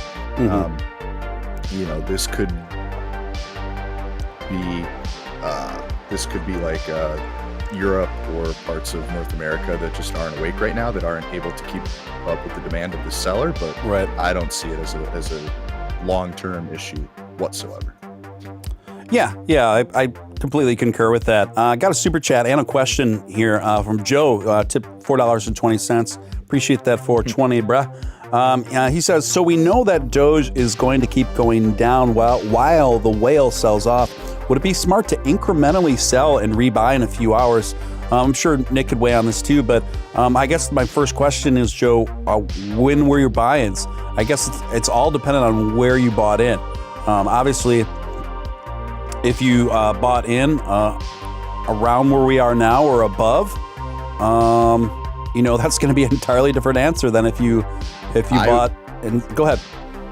I would caution to say, since Thursday, since we saw the huge, massive spike, I would be extremely cautious to make any moves, unless you're talking about adding to your position because you think right now we might be at a bottom. I would not be making any sell orders right now. And I would not be trying. Whatever you do, I can almost guarantee you your position is not as large as mine. Do not try and chase this. If you try and chase it down, you don't know. We could see China step in here any minute and shoot the price back up like 4. We have no clue. In which case you would be screwed. So please use strong caution. Do not try and follow the patterns of what somebody who has a billion coins is doing, because they will win 99.9% of the time. Like, they out leverage you 1 billion to 1. So yeah, do not try and follow what this person's doing. You at best you'll break even, and at worst you'll get wrecked. Yeah, I totally agree. I couldn't have really said that. I couldn't have really answered that better myself. So yeah, how much of this would you say, in your opinion, Nick, has to do with what we're seeing right now in market value, has to do with that single large whale? Probably 90%, and then another 10% is automated bot fault. It's essentially, 90% is that whale unloading, and another 10% would probably be bots chasing that whale, trying to do the same thing. And those bots will get liquidated too. Like, anytime someone out leverages you on a massive scale, it's like, I don't care what kind of trading bot you're running. I don't Right. care what type of software you're running. You aren't running the amount of money they are. Like, you're just not. So, like, yeah, I would not try and trade against this guy right now. Yeah, I wouldn't try to trade against this guy either. I would err on the side of caution because I don't know if I'd put it at 90%, but I would put it. Oh, I don't know. It could be, but I would put it maybe at 70%. Sure, 70, 75 I think is realistic. Maybe it came a little hot in there with 90, but yeah, it's a large percentage. I mean, it's an overwhelming majority. You can watch it on the order book. Anybody can pull up the order book on trading and you can see. Yeah, you can see it happen in real time on TradingView, guys. So good evening. If you haven't been here yet, my name is Steven Steele. You're watching Steven Steele Live. Doge After Dark is the name of the game. That's what we do here. I am a late night streamer, a Doge-centric streamer. But we as you kind of get a feel for the show, we cover a wide variety of topics, not just Doge, not even just crypto, and we just have a good time doing it. So if you're new here, welcome.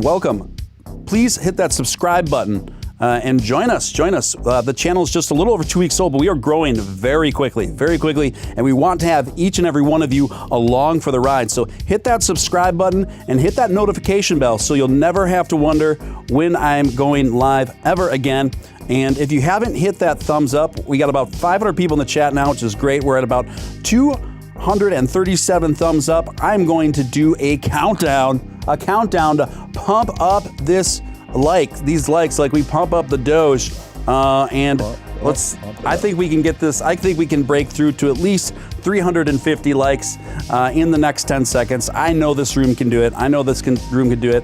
Let's start it. Everyone smash that like button if you haven't done it yet, and see how many we can do in 10 seconds. 10, 9, 8, 7, 6, 5, 4, 3, 2, 1. From there, the likes go. There they go. Awesome work, you guys. Awesome work. Thanks for that. Thanks for that. 500 people watching right now. That's pretty sick. Yeah, we're growing. We're growing every day. And I'm trying to get Billy Marcus on here. I had a really good exchange with Billy earlier on Twitter. So it was a really weird day for me on Twitter today. Dude, I really, if he does come on, please let me know, because I do really want to talk to Billy in for real. I can't promise that I won't get like a little bit emotional because like the man literally changed my life. I would love for that reason alone, I would love to have you on the same stream with Billy, so you can talk about your experience with him. I think that'd be really cool. And for those of you who aren't familiar, my special guest right now is Nick Balls, and yes, that is his real name. I call him the Dogecoin millionaire, Nick Balls, and he made it a very smart investment a long time ago. So what happened was. He was actually in the real life story of Back to the Future, and Marty McFly came back from the future and gave real Nick Balls a stats book, a history book of cryptocurrency from the year 2555, and out of that, Nick was able to tell the future and invest in Dogecoin at a very early time. No, just kidding, obviously, but what happened was Nick invested $10,000 in Dogecoin in the year 2014. Okay, and he just let it sit, and he's still letting it sit. So for all of us who have anxiety about being holders, when you listen to a guy like Nick, that anxiety quickly starts to soothe. So there we go. So. The point is, Nick's Dogecoin is worth well over $3 million right now, and Nick's just 32 years old, so he is technically a 32-year-old Dogecoin millionaire because he had the foresight and he had a really strong gut feeling about Dogecoin way back in 2014, which is not many people can say that. It's probably of just a very small handful of people that are in your position, wouldn't you say, Nick? Yeah, I mean, back in 2014, I was certainly one of the larger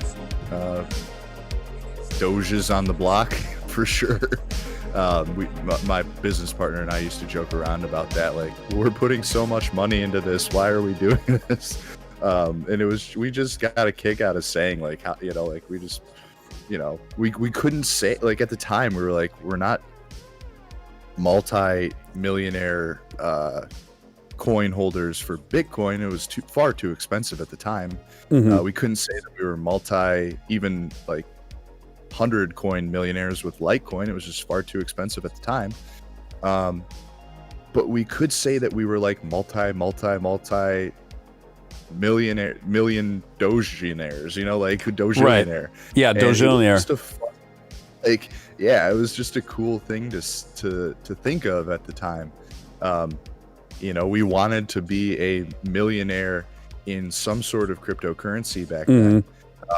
And Doge was really that crypto, and it was a lot of fun. I mean, we joined the community. We were active in the community. It was just a fun time for crypto, and it was just a fun time in general. And I always told my business, like, look, bro, we at one point we were giving away so many coins that it was like, it wasn't a lot of money that we were giving away, but I just had to like go to him and be like, dude, we're giving away so many coins, but like, I sincerely believe that these will be worth $1 someday, so we should probably chill a little bit. And he's like, yeah, that's probably a good idea. So we dialed it back a bit. But how right was I at some point? I believe, and I still believe to this day, that Doge is going to be $1. And I think that time is a lot sooner than I ever anticipated.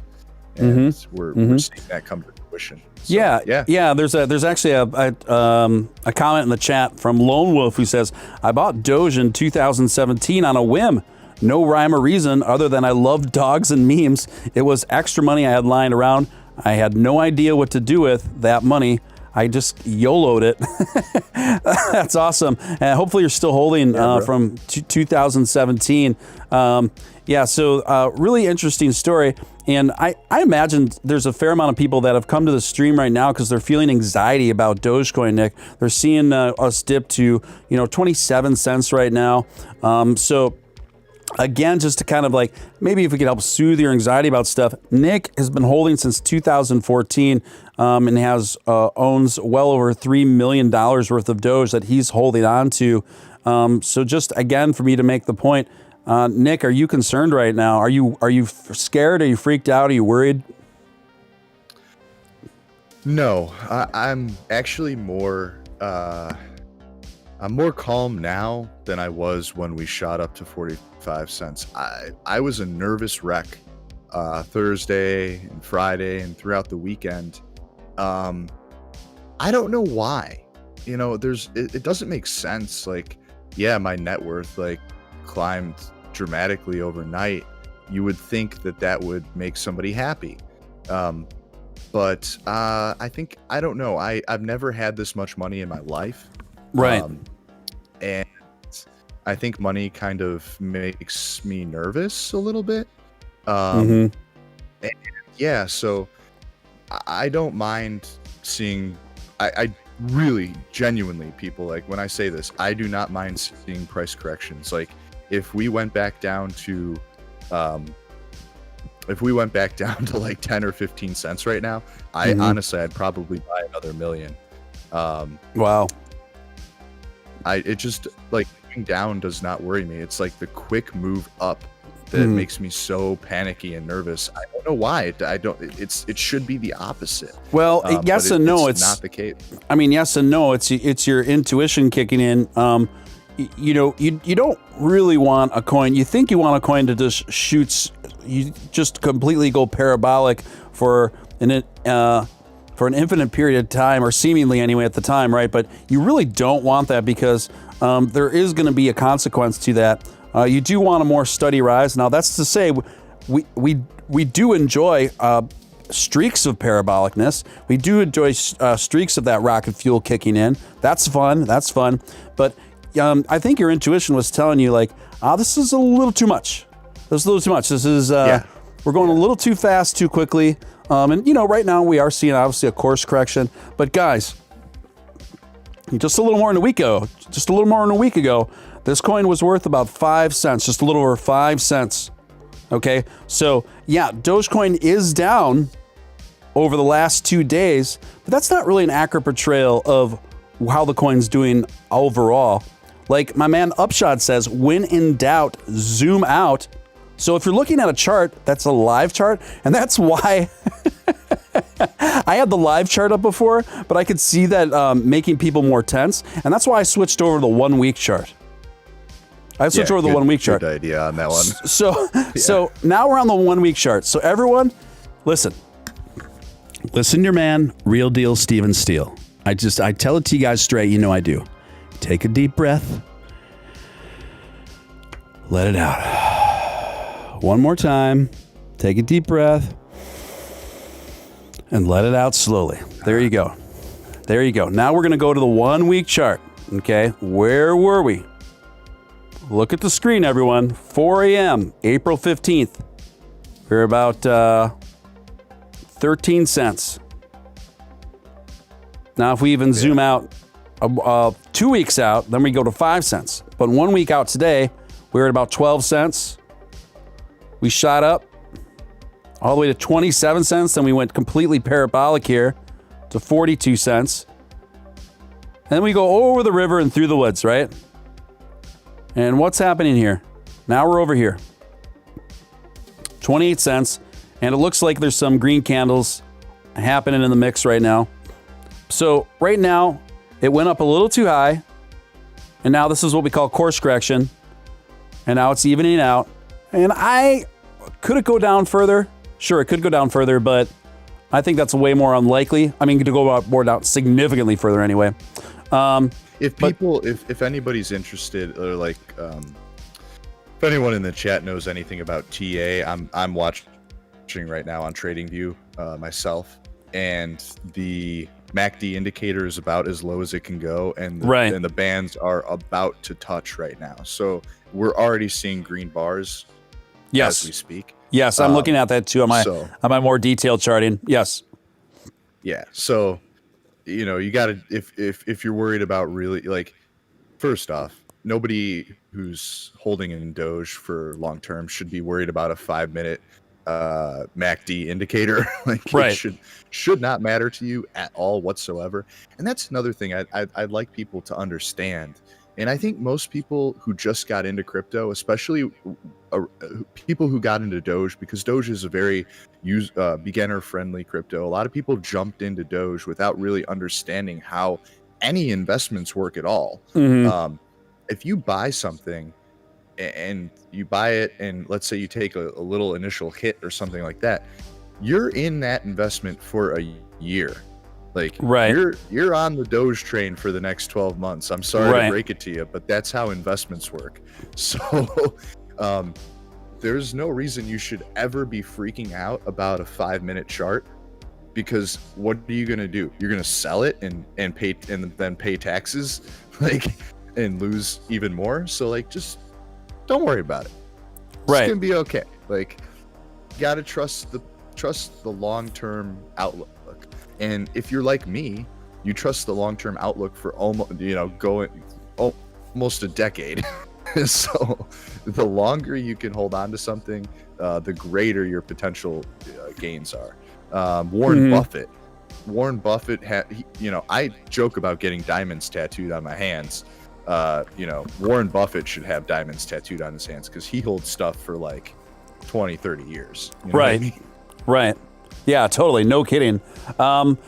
Guys, we're pushing almost 700 people in chat. Welcome, guys. My name is Steven Steele. You're watching Steven Steele Live. This is a show I call Doge After Dark for obvious reasons. This channel just started a little more than 2 weeks ago, but it's just been really picking up steam, and we are growing exponentially, and we're just really happy to have you here, and we're fostering a very positive community. All good vibes here, positive vibes here. So keep positive vibes in the chat. If you're want to be really negative or disparaging in the chat, this probably isn't the best channel for you.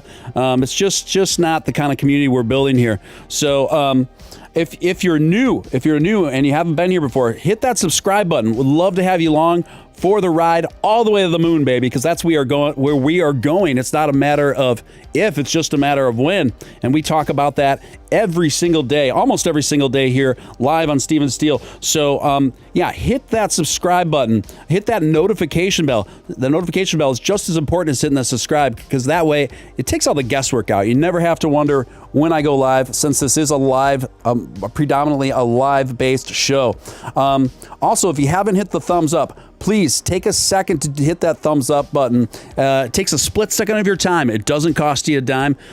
So if you could just take just a quick moment to do that, it really helps a new emerging channel like this get into those YouTube algorithms. And finally, you can super chat. You can super chat. You can support the show through super chat through the Stream Elements link pinned at the top of the chat. It's actually pretty simple to super chat through Stream Elements. You can put whatever questions or comments you want in there, and your name, your super chat amount, and your questions or comments will show up on the big screen, and Nick and I field those very thoroughly. A few people are asking in chat right now, should I buy now? We're not financial advisors, just to put the disclaimer out there, but in my humble opinion, I think now is a pretty good window, yeah. And in fact, I told myself I wouldn't buy any more Doge, because I really shouldn't be investing more money into any cryptos right now with everything else I've going on in my life. But this has got me thinking. This has got me rethinking that promise to myself. What do you say, Nick? Do you think now would be a decent buying window? Yeah, I mean, like I said, we saw the new mega whale buy in at like 24 to 25. You can rest assured that guy is not going to give up that ground that easily. So if we get anywhere in that area, down to the let's say 27 to 26 level, I would consider that a deal. And if you're looking to average down, like let's say a lot of people bought into the hype when Doge first took off, and maybe they bought high in the 40-cent mark. I know a lot of people last night in chat were kind of echoing that sentiment, that they felt like they got kind of burned buying into the hype. Well, There's a perfect opportunity to average down a little bit, and anything that is below that 27, 26 cent level would probably, in my opinion, be a good entry. But keep in mind, again, if you plan on getting in, you are going to be holding that investment for a year. So just to kind of dovetail off of what Nick's saying there, the way I break it down is this: it depends. When someone always asks, "Is now a good time to buy?" I say, it depends how long you're planning on holding. That's my first counter question to that. If you're looking for like something to make a lot of money in 2 weeks or make a lot of money in 2 months, I probably wouldn't recommend getting in right now. You might be disappointed, and you could turn into a really annoying person to the rest of the Doge community. However, if you see Doge through the similar lens that many of us here do, through a similar lens that Nick Ball's Dogecoin Millionaire has seen it, through the lens that your man, Real Deal Steven Steele, has seen it, that Dogecoin holds an extremely high probability of being one of the world's foremost leading digital currencies on the entire planet, which I do feel is what it's likely destined for. Heck yeah, I think you should buy in. Heck yeah, I think you should buy in. If you're a holder, and if you're willing to join us on this vision quest to the moon, then hop on in. Subscribe to this channel. Join this awesome community we have here. Absolutely, you should, because I think I'm still holding my end of year prediction for Dogecoin. Now, mine skews a bit more modestly than others, but I'm putting it somewhere around 85 to 90 cents. Where are you putting end of year prediction at this point on Doge, Nick? Well, I actually just got done watching a really good TA video by a gentleman that maybe you should have on sometime. His name's Miles G Investments. He does a lot of good TA videos. He uses Market Cipher, which I'm not sold on yet, but I might be using in the future. And he kind of sees, he's basically called out exactly what's happening now. And he believes that as soon as this whale is done selling, we're going to see dramatic buying pressure up to about the 6.9 cent level within the next few weeks here, which I kind of concur with, just based off of order flow and volume. The volume we've had in the past week has been insane. It's almost matched Ethereum, which is crazy.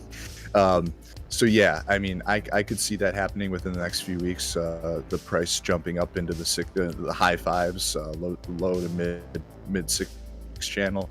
And if that's the case, yeah, I mean, we should be able to see Doge get to at least the 80 to 90 cent level. And I'm very optimistic.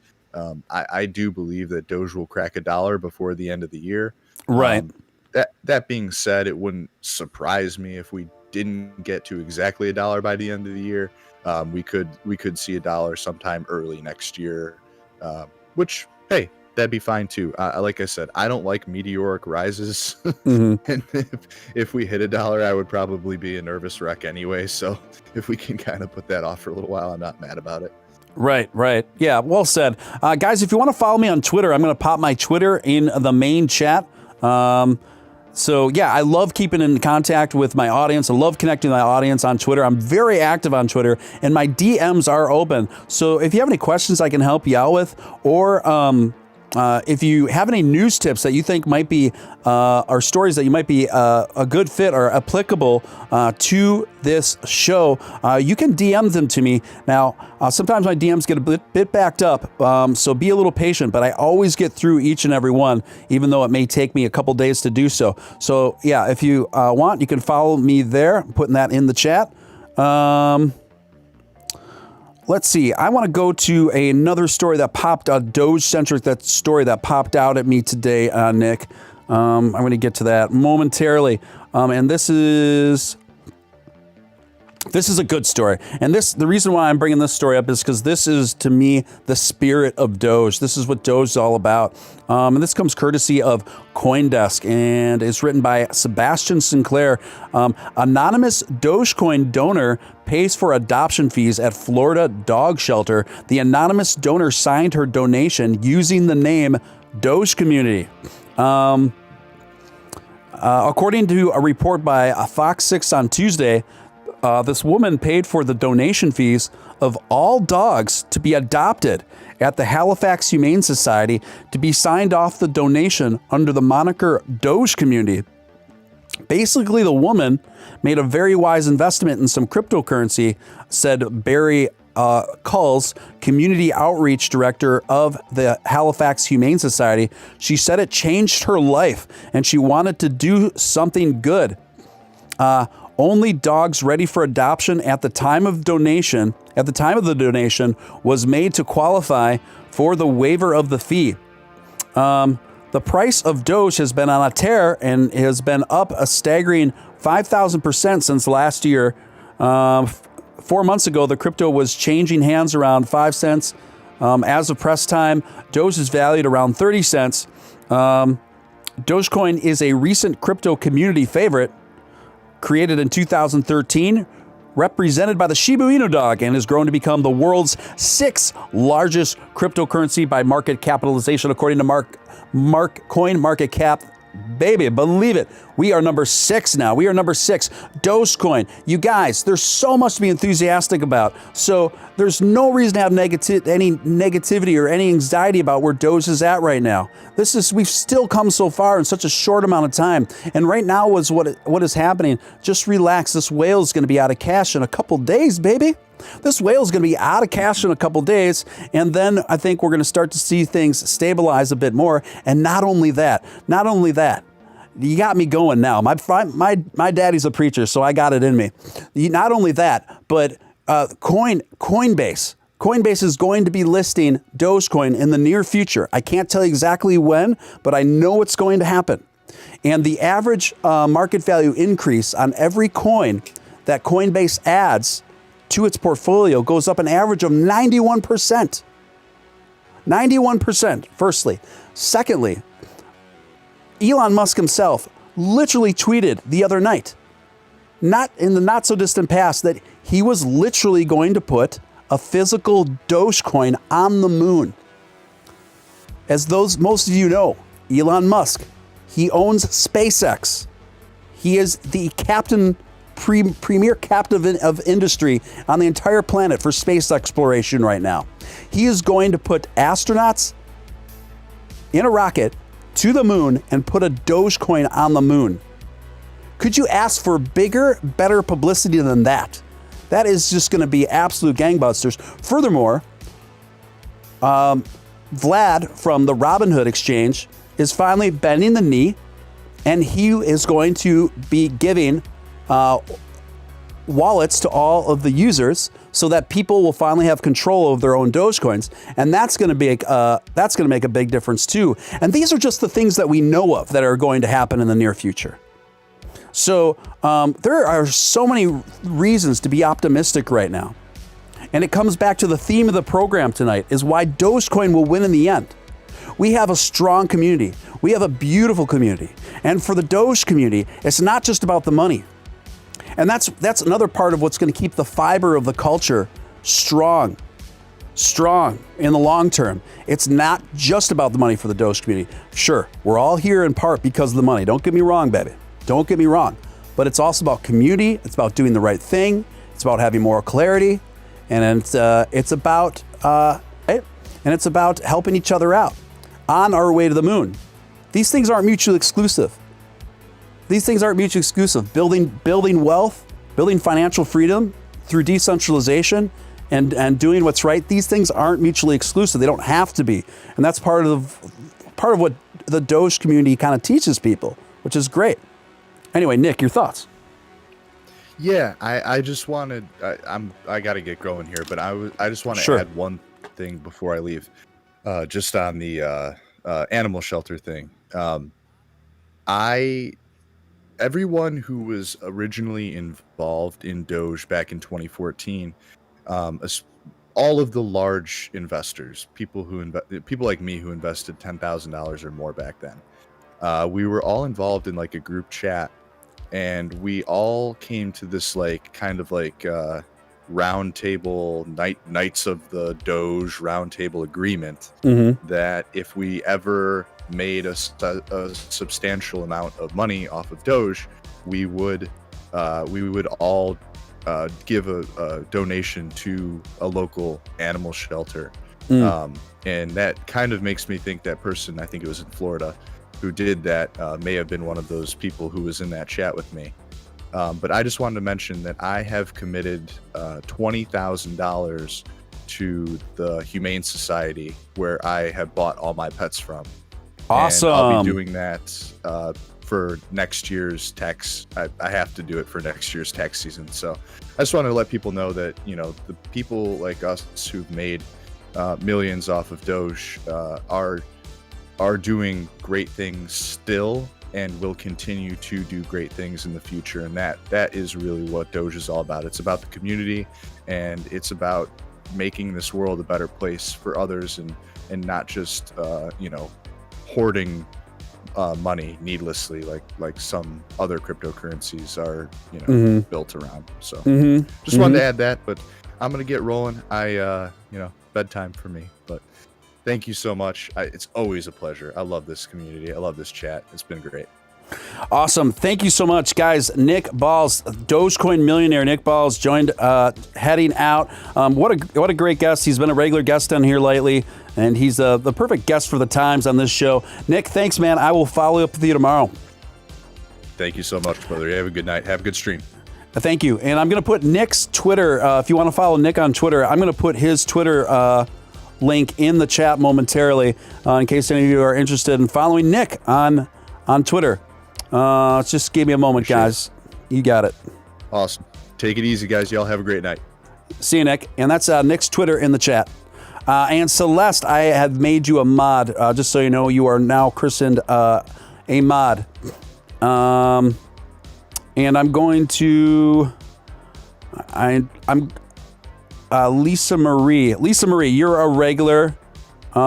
Lisa Marie, if you'd like to be a mod, let me know in the chat. And my mods, thanks. You're doing a great job. Just so you know, to be clear to my mods, I don't mind a little trolling in the chat. In fact, I welcome the trolls to a certain degree. It's a sign that the channel is growing, and it's fine. But if they start getting really nasty, and if they start, I don't mind if they ridicule me a little bit. If they start ridiculing other people in the chat room, if they're just constantly causing division, and just kind of having a negative vibe, give them one warning, and then after that, if they keep going, then just ban them. Guys, if you're new to the show, my name is Steven Steele. You're watching Doge After Dark. Doge After Dark. Welcome, welcome. This channel is only just a little over 2 weeks old, but we are expanding rapidly, and so stoked, so happy to have you along for the ride to the moon and beyond. If you haven't subscribed yet, please take a moment to subscribe and hit that notification bell. Hitting that notification bell is just as important as hitting that subscribe button, because that takes all the guesswork out. It makes it easier on you. You don't have to constantly look and refresh my Twitter to wonder when I'm going to go live again. You just get the notification. No matter what you're out and about or doing, you'll know when I go live. So make sure to do that. Also, if you haven't hit that thumbs up button, if you could do that real quick, it's the number one thing you can do to help us, a new emerging channel like this, get up in those YouTube algorithms. Takes a split second of your time, doesn't cost you a dime. And lastly, if you'd like to super chat, you can do so through the Stream Elements link pinned to the top of the chat, through the Stream Elements link pinned to the top of the chat. And it's actually pretty easy to super chat through there. And you can put whatever questions or comments in there, and I field those to the best of my ability. What is up, Darthman? What is up? Where is everyone from? Where is everyone from? I want to know. I want to know. What is the geographical location of the people in the chat tonight? Sir Mang says, now is not the time to sell. I don't think we're dipping tonight or today from here. Don't think we're going all that much higher either. Sir Mang, that's a pretty reasonable comment in my opinion. Pretty reasonable comment.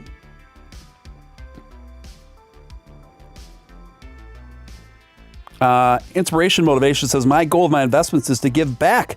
I want to be in that place eventually. Then you are in the right space in the Doge community.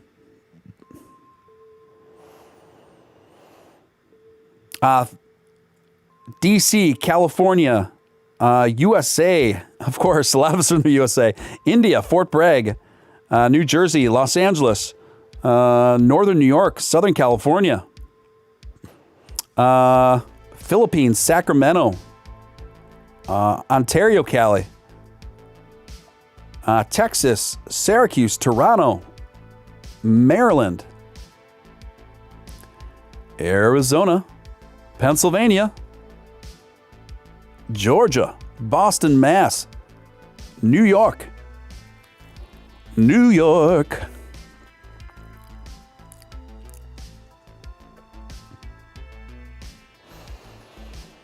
Watertown, New York, Ecuador, Mid-Moon.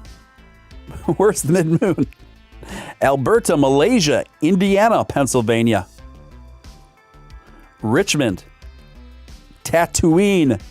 Of course, Doge Skywalkers from Tatooine. Raleigh, North Carolina, Miami, Toronto, Illinois, Santa Clara Diet. That's a show I used to watch for a little bit. I never see that's a wild show. Ohio, Buffalo, Montana, Texas. Anybody like eating up some Texas toast? New Mexico, Chattanooga, Chicago, Toronto, Singapore, New Mexico, St. Louis, New Safemoon, someone says, Indiana, Bakersfield, Pittsburgh, Montreal, Australia, San Diego, California, the Eye of Sauron, Guadalajara, New Mexico, South Carolina, a lot of Cali, a lot of folks from Cali here, Chicago, not too far from my neck of the woods, Springfield, Massachusetts, Bay Point, San Diego, beautiful city, San Diego, Warsaw, I love Warsaw, I love Poland, Indiana, Seattle, India, Missoula, Montana. I love Montana. Montana is beautiful. Tennessee, Turkey, Indiana, Poland. People from all over the world, people from all over the country, welcome, welcome. Just excellent, guys. Excellent. Vegas, Arkansas, Dallas, Texas, the Alamo, West Chicago, St. Louis, your mom's basement, the Philippines, California, love, Nigeria, Polynesian Islands, and on, Oklahoma, Louisville. All right, guys, this is awesome. All over the world, all over the globe. Welcome to Doge After Dark with your man, Real Deal, Steven Steele. So glad to have each and every one of you here tonight. So glad to pump up the positivity. Keep the positivity flowing strong. You guys, these market trends are normal. It's okay. You got to, when in doubt, you zoom out and look where we were and look where we've been and look where we are, look where we're going. Guys, it's okay. It's okay because at the end of the day, Dogecoin will win in the end. Dogecoin will see the moon in the end. Cambodia, Amsterdam, New York, Pearl City, Hawaii, Missoula, Rat City. Are you an investor in Ratcoin?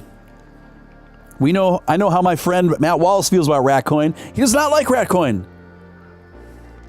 Texas-Mexico border.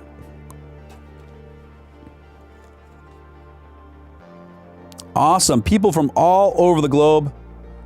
People from all over the country. Good to see you.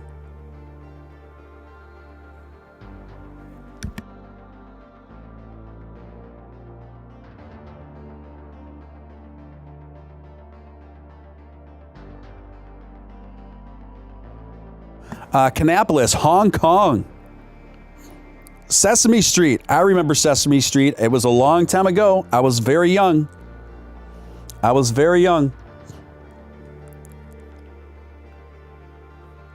My favorite song on Sesame Street, and this is dating me a little bit, but there was this cartoon that taught you this animation that taught you how to count to 12. And the song was so funky. It was actually really good. And it was like a cartoon of like this huge multi-level like pinball machine. And then you would follow the pinball through all these different levels of this huge pinball machine. And the song used to go 1, 2, 3, 4, 5, 6, 7, 8, 9, 10, 11, 12. Doom, doom, ba-doom. 1, 2, 3, 4, 5, 6, 7, 8, 9, 10, 11, 12. That was my jam. When I was a little boy, preschool, kindergarten, first grade, second grade, 1, 2, 3, 4, 5, 6, 7, 8, 9, 10, 11, 12 was my jam. And you know what? I saw it I looked it up on YouTube because about like a couple months ago, because I was just thinking about it, humming it to myself while I was working. And I looked it up on YouTube and it was even better than I remembered it. That little song is a jam. It's funky. You should look it up sometime.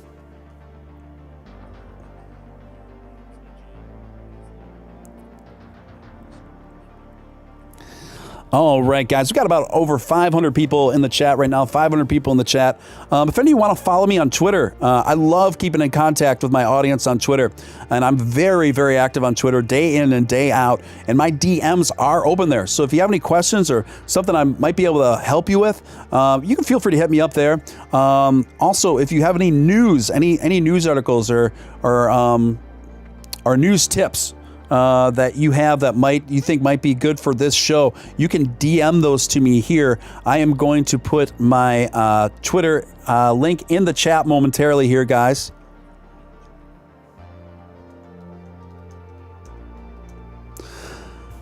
Let's see. So Dogecoin looks like it's coming back up to 28 cents. 28 cents. Finance chart here. We are having some red candles happen around here, but look, below and behold, what is this? That is a green candle forming, ladies and gentlemen. Oh, and we just lost it. The buys and sells are canceling each other out. So those guys, buys and sells are canceling each other out. But I really don't imagine this coin going at the lowest, much below a quarter. But we could very well see back up to 30 cents into the 30-cent zones tonight as well. So we'll just follow it and track it as we go, guys. We'll follow the track it as we go. No worries, no worries. Yeah, Final Stand just got an email from the CEO of Doge. Yes, I heard about that. And Matt Wallace is actually a friend of mine, and we keep in regular contact. And yeah, he was telling me about that. That was really cool. Super chat from one of my mods, Larry Ramirez. Thank you, my man. Appreciate that. Appreciate that so much, Larry, for your super chat of 420. Love that 420, bro. Thank you so much for that. Really appreciate the support and everything you do, Larry. Yeah, the whale is still selling. The whale's going to be selling for a couple more days, guys, and a couple more days. I would think this is actually a pretty decent time to invest if you want.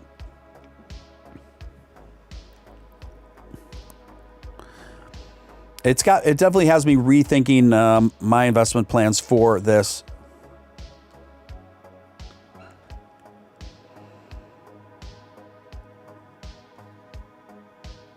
Ryan McClymon's got those diamond hands.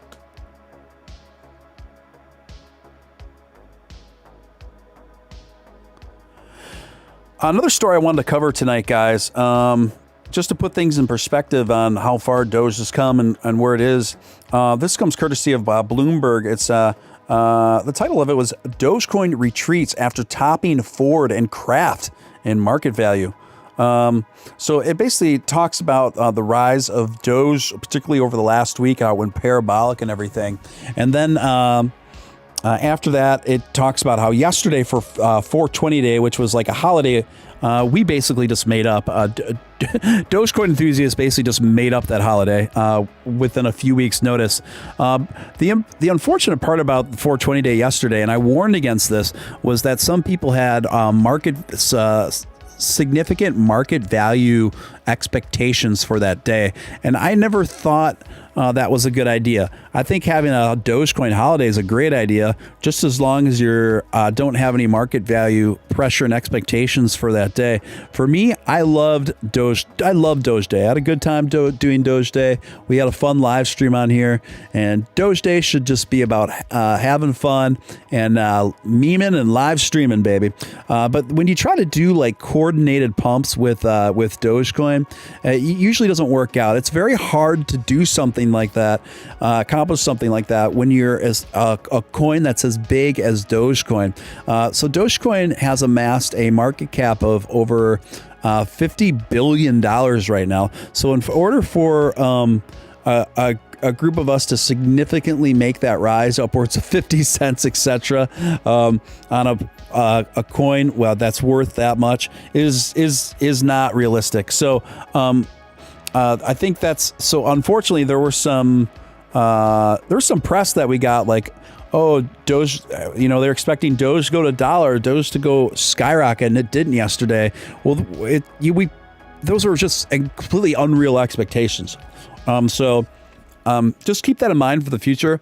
Anytime they've tried to do this with Doge in the past, it usually doesn't work that way. When the Doge has to be free, baby. It's got to be free to do what it wants to do, and then it will rise when it wants to rise. I got a super chat here. Nope, I don't have a super chat. Just a bunch of subscription notifications, which was great. Thank you for subscribing, you guys. Thank you so much.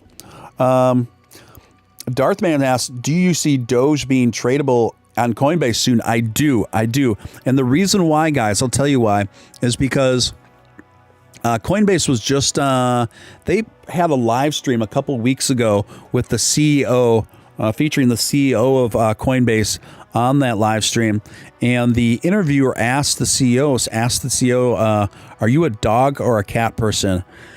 And his response was, oh, definitely a dog person. And then he said, I'm a Doge person. And obviously that was a hint of what's to come. So, Yeah. Zero says VGX is hurting lately. I tell you, I am invested in VGX. I do still have promise for that coin, but it is testing my patience. Doge will be back next week. Scared money makes no money. Well put, Jim Z. I'm going to say that comment again because I think it's a real winner. Doge will be back next week. Scared money makes no money. And I noticed the chart froze up there, guys. Don't worry. I just refreshed it, and it will be back. Have you seen the Snoop Dogg video? Have I seen it? I have definitely seen it, and I think I'm going to pull it. Now, I can't play the audio, guys. I can't play the audio on that, but I can show it in the chat, I think. But the audio is copyrighted, but it's just visually amazing. If you guys haven't seen that, I'm going to see if I can pull it. If I can pull it into the chat, guys. I'm just looking it up right now.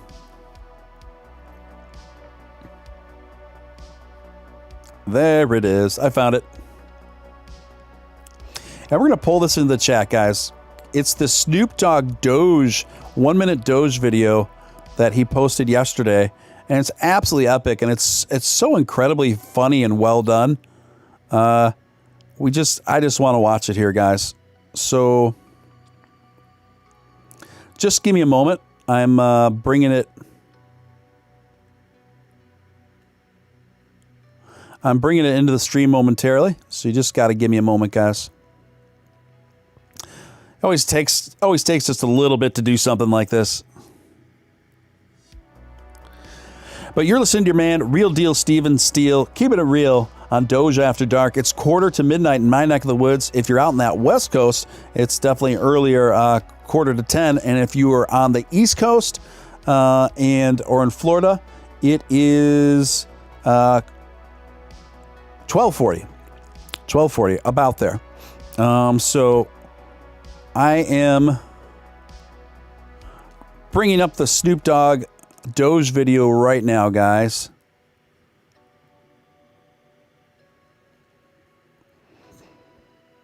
There it is. Okay, so I'm going to shrink this down for you guys to see.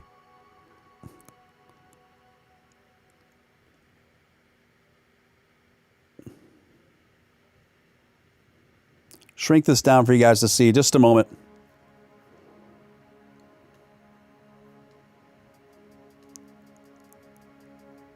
Here we go. Check this out, you guys. And I'm just going to let it play through.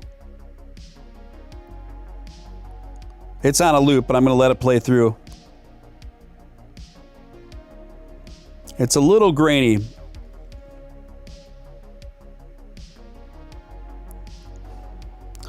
Great stream night. Thank you so much, Look to Leap. Eric Taylor keeping it real.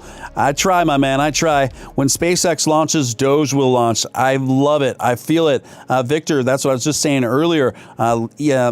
Elon Musk is literally going to put a Dogecoin on the moon. He said it, and I believe it's going to happen. It's going to happen, guys. And that you couldn't ask for better publicity than that. Look at this with Snoop Dogg, spaceships, his little Shiba Inu co-pilot in an astronaut outfit. And then he's on a planet here. And I just love that Shiba Inu, man. The Shiba Inu's outfits really make it. And then Snoop just destroying the alien threat.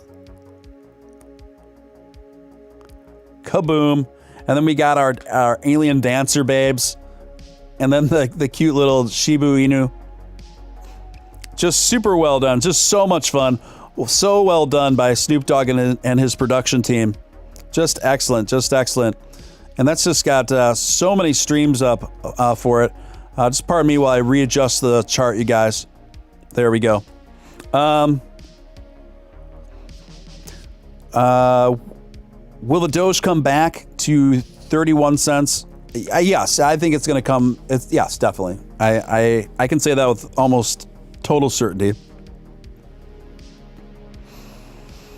Do we hold Safemoon? That is up to you. It's those coins are definitely more high risk. They're very new, but people are definitely making money there, but people are definitely losing money there. So you just gotta keep a really close eye on it. And what I did, I had a whole talk about this earlier in stream. I think that was really good.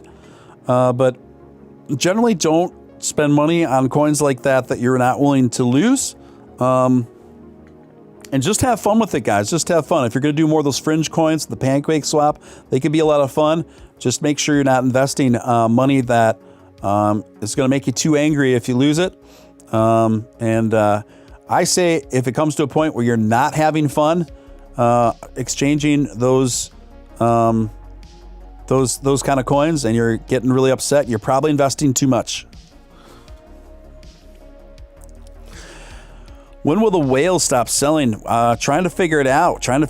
But from the whale wallet that I'm seeing, the big main one's been unloading about 1 million Dogecoin a day. But he's almost out of money. That's the good news. And when he's out of money, I think things will likely go up again. Safemoon was a good early investment for sure. That coin did a 1,000x since day 3. True. If you're lucky to get in really, really early on Safemoon, good investment. But don't be afraid to sell either, guys. With coins like that. Not saying that Safemoon isn't going to go on to be a long-term fixture. It very well could, but at this stage, it's just hard to tell, guys.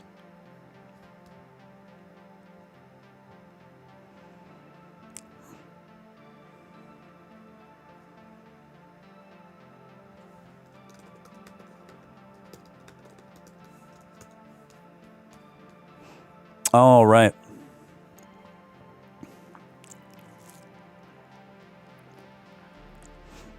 Guys, you listen to Real Deal, Steven Steele. This is Doge After Dark.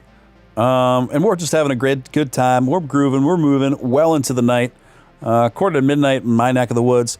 If you haven't hit that like button, smash that like button right now. Like the video up. It's the number one thing you can do to help a new stream like this get into that YouTube algorithm.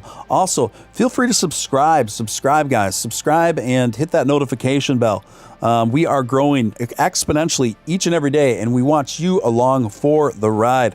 And lastly, you can super chat. It's actually pretty easy to super chat through the Stream Elements link pinned at the top of the chat.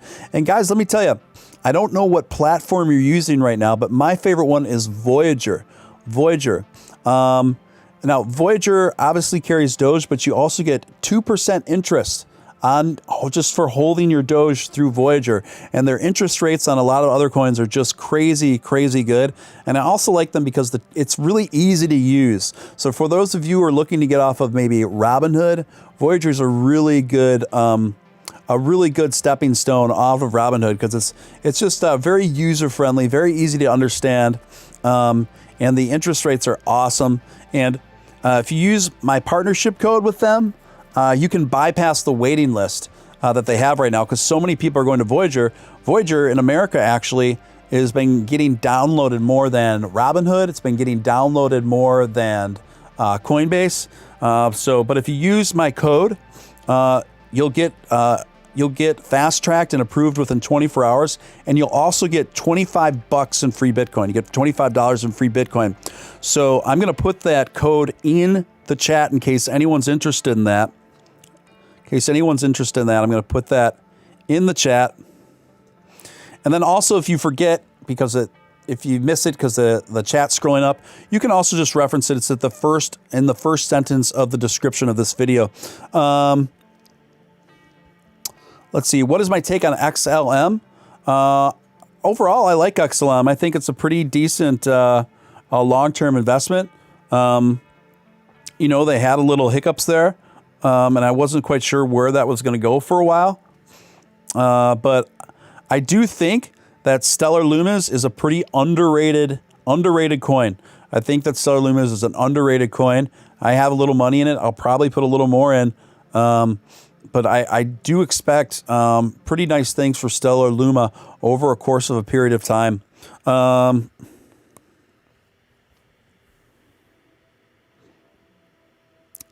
Can you check out my Voyager, Steven Steele? What's wrong, Hump Deezy? When I get my wallet from Voyager, can I transfer? When I get my wallet from Robinhood, can I transfer to Voyager? Yes, you can. You should be able to.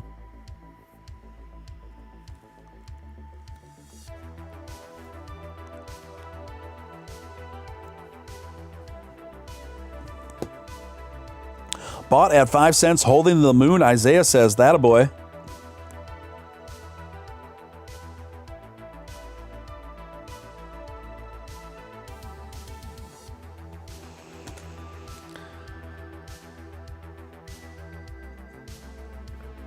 Yes. So guys, we are in coming up to 28 cents here. 28 cents. That's a good sign. So if we go to the more detailed chart here,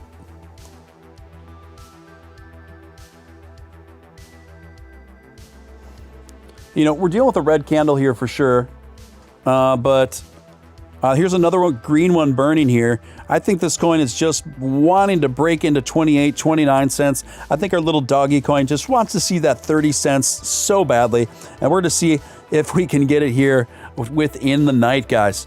I'm going to try to give it the real deal Steven Steele power push, rocket fuel back into those threes. Do you believe it? I believe it. I think it's possible.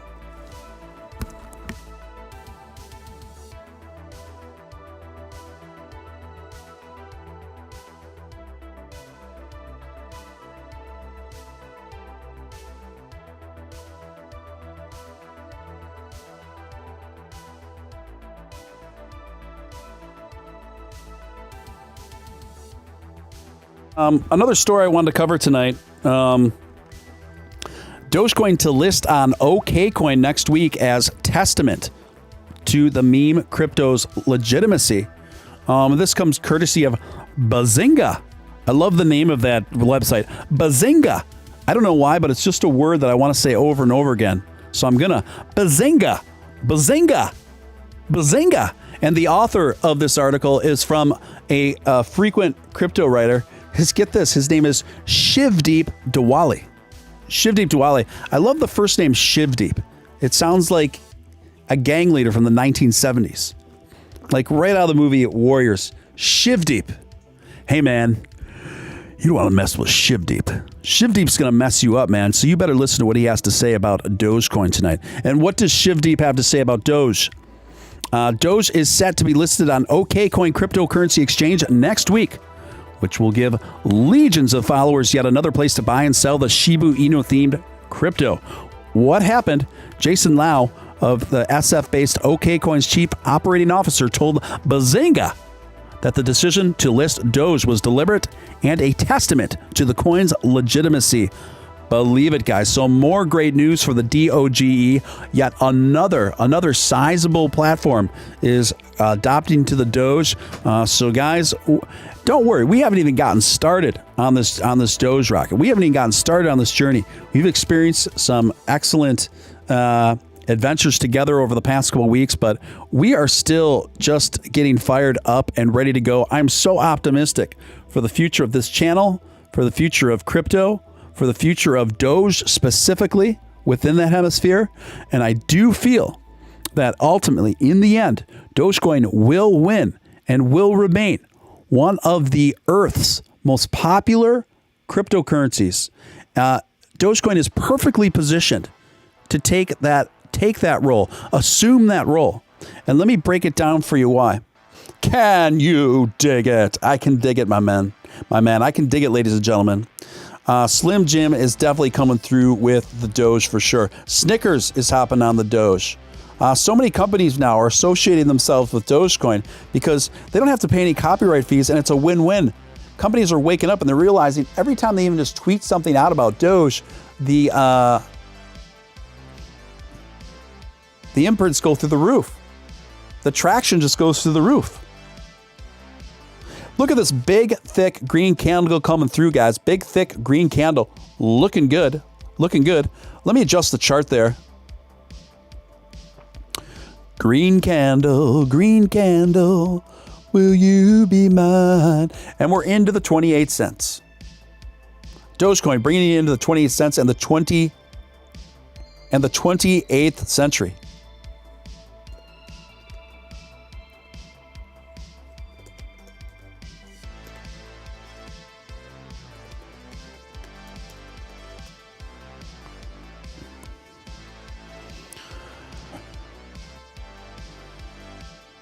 Let's see here, guys. Looking good for the Doge. Definitely more buys than sells coming in for now anyway. We'll see where it ends up, but this is the most movement we've seen in the positive direction for Doge in the last couple hours, so that's good. What is good, Jordan? Good to see you, Jordan. Jordan, one of my biggest supporters. Good to see you, my man.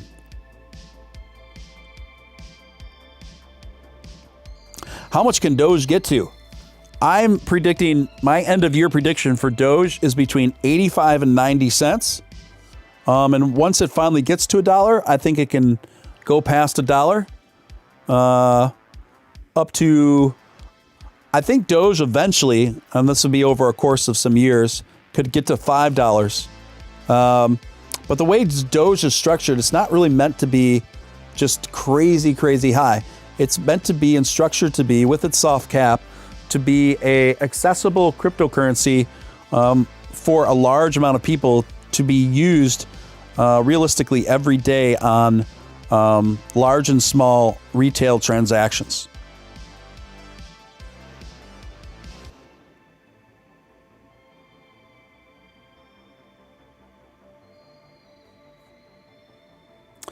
So guys, yeah, we're moving, we're cruising, we're doing all right.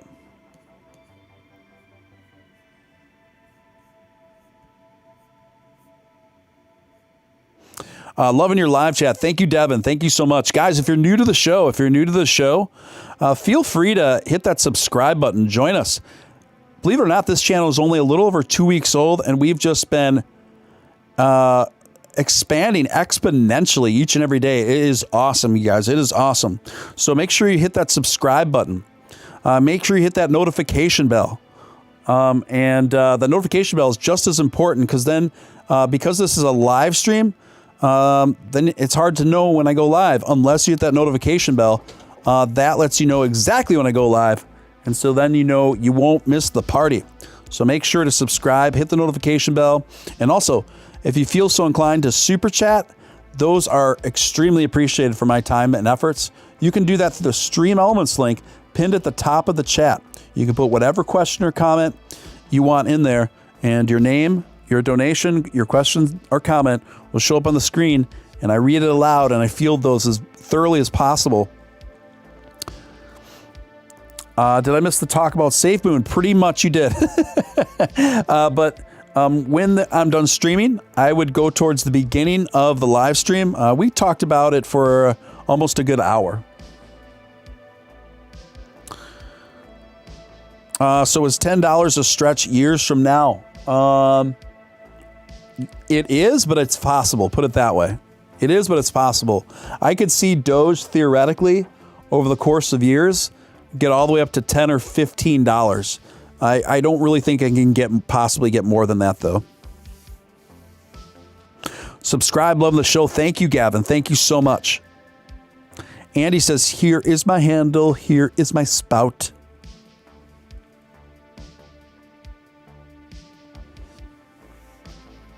Yes, yes.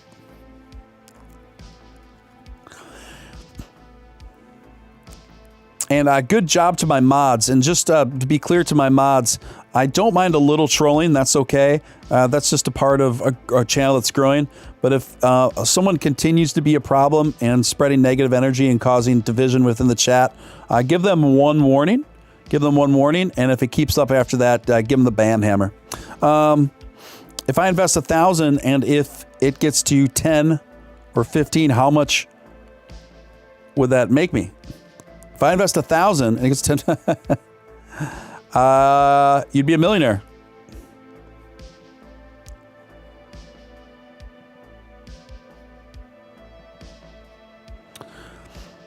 Congrats to both Celeste and Lisa Marie, are both new mods in the chat. Got that blue wrench. So keep up the great work, mods.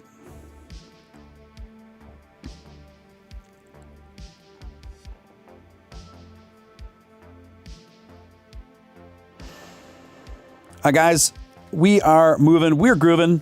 This is your man, Real Deal, Steven Steele, keeping it real into the night, into the late shift. That's what I do. That's what I do. That's why we call it Doge After Dark. That's why we call it Doge After Dark. I got another story. I didn't finish. Actually, I got distracted. I didn't finish the last story. So we're going to go back to that story.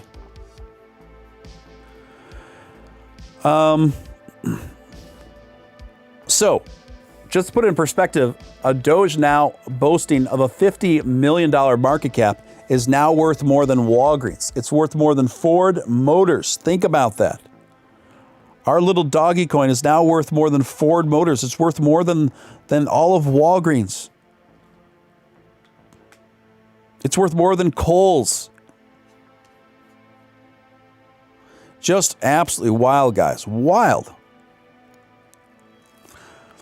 Here's a story that I came across about Safemoon. Safemoon through Bazinga again.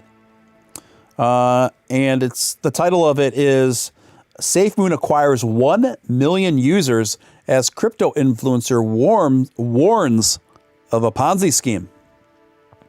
Safemoon is a new DeFi token that rewards its holders with tax obtained from its sellers, has reached a 5 billion fully diluted market cap, down 3 billion in less than a day, only a month after its launch. It's down 3 billion. What happened? According to the protocol's white paper, Safemoon charges sellers a fee of 10% of the amount they choose to sell, while rewarding those who still hold the cryptocurrency with 5% of the seller's fee. Lark Davis, a popular crypto influencer known as Crypto Lark, took to Twitter to warn new investors about this project. He said, "I see dozens of crypto schemes that are basically the same. It will not end well. Soon enough, the money will stop flowing and it will collapse," he said. A community called War on Rugs also issued a warning alert for the project on Twitter. According to them, the likeness of losing funds is absolute, given the fact that the creators own more than 50% of the liquidity and refuses to fix it. He could pull LP sell tokens and create a rug pull, said War on Rugs. Some users have also reported losing 50% of the value of funds when making or trading. My take on this article, I try to be as objectively as possible when covering Safemoon. And so my take is, I don't take everything said in that article for face value. A lot of people have been making a lot of money off Safemoon. However, I think the devs were answering the question of the CEO owning 50% of the company. I think they claimed it was a misunderstanding, that it was a resource wallet or something, and that the reason why the dev said one of the devs said that it looked suspicious is because he was planning on transferring those funds to some other place. Then he didn't have a chance to do it because he was on an airplane or something. I don't know. It could be true. It could be true. There could be zero foul play here. Honestly, I don't know. And there's no shame in saying sometimes you just don't know. I don't know what's going on with Safemoon. I can't be sure. But I know a lot of people are really into it. A lot of people are making money on it. I would just caution you. Don't invest more than you're willing to lose. It is a brand new coin. It went down. It tanked 90% today. It's making a comeback now. It's starting to stabilize. Just realize that these coins are as of right now, they're very volatile. Actually, I just refreshed my page. Safemoon is way down again. Safemoon as of right now is way down again. So guys, just be careful out there. Just be careful. Oh yeah, Safemoon devs said they locked 250 billion into a dead wallet. Yep, that's what they said they did. That's what they said they did. And they said they didn't. It's just weird that they just did it today after the bad press. I don't know.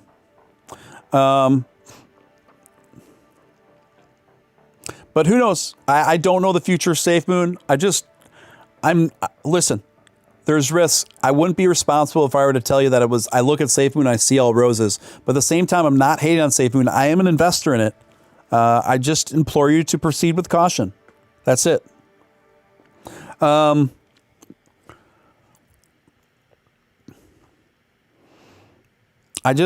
yeah, I just got to keep as real as I can on that tip, you guys. I couldn't sleep at night unless I just told you in transparency, in full transparency, or how I feel about it.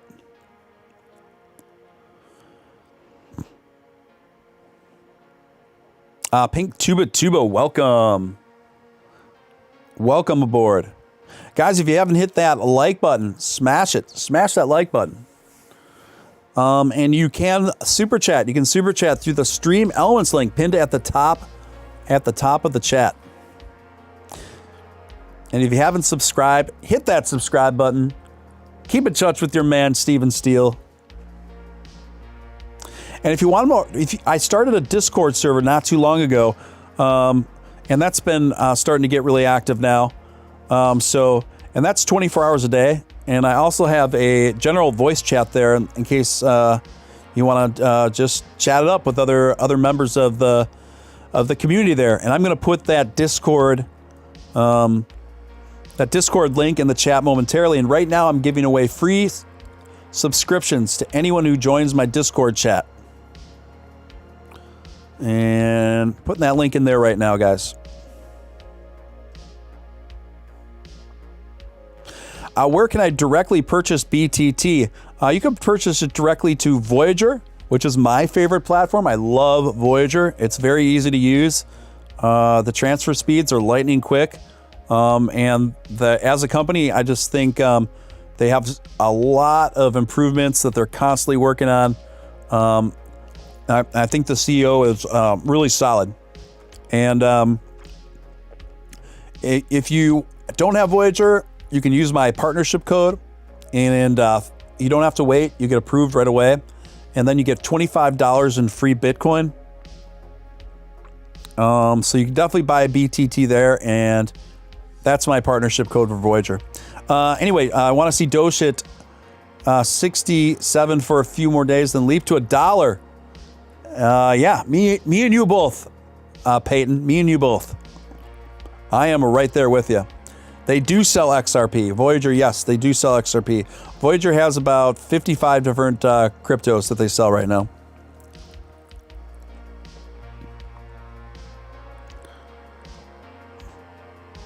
Voyager's taken forever to verify my account. Should have used a referral.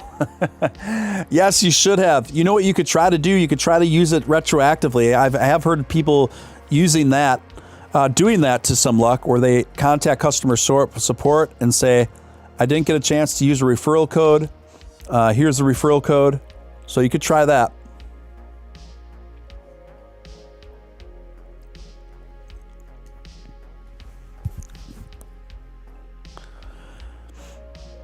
Guys, and in the words of my friend Crypto Batman, that is not financial advice. That is financial fried rice.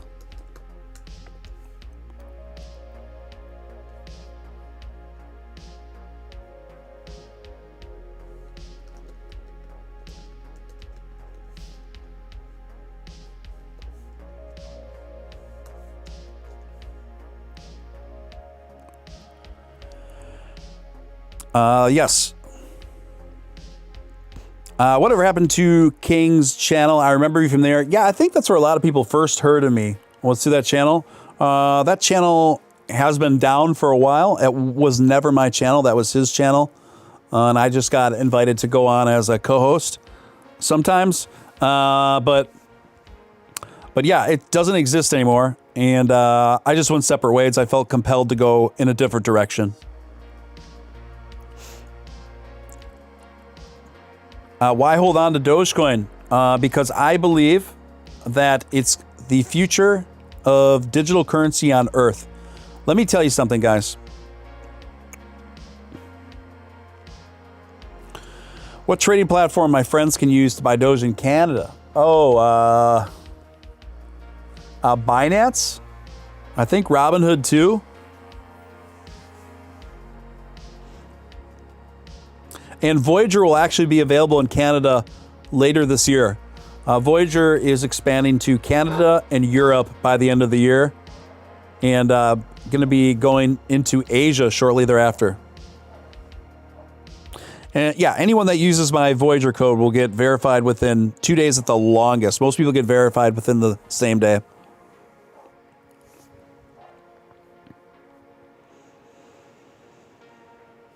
Yep.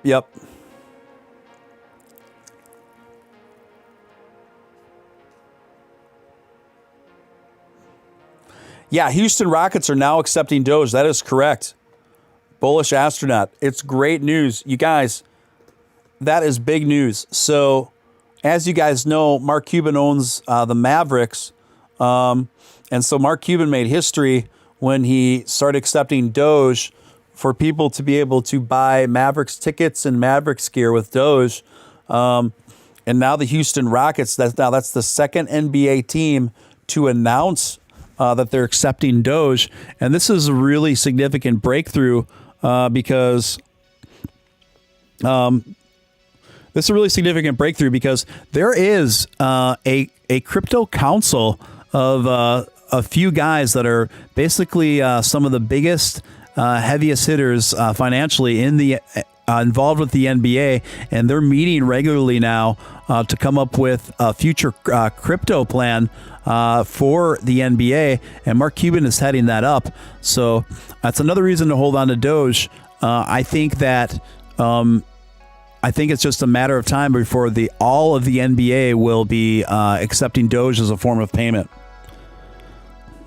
In fact, I can't think of a cryptocurrency that's better poised for that to happen. Welcome Terry Reeds, who says, "Do only good every day." I love it. I love it. I love it.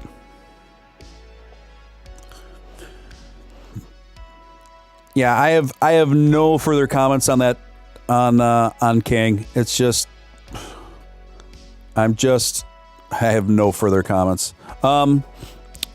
I'm new here in the market. I just invest 5,000 in Dogecoin at 41 cents. What do you think I should do now that I'm losing 21%? Samir, thank you for your question. That must be frustrating for you, first of all. If I were you, I'm not a financial advisor. This is technically not financial advice. This is a disclaimer. But I would leave, unless you really need that money, I would just leave it in there. I do feel that I think it's incredibly probable that Dogecoin is going to break through this, going to get through this, and end up at anywhere between at the lowest 75 cents to $1 by the end of the year. Doge will be at 75 cents to $1 by the end of the year, and Doge will get listed on Coinbase. There's so many developments in the wings right now that is going to rise the value of Dogecoin, you guys.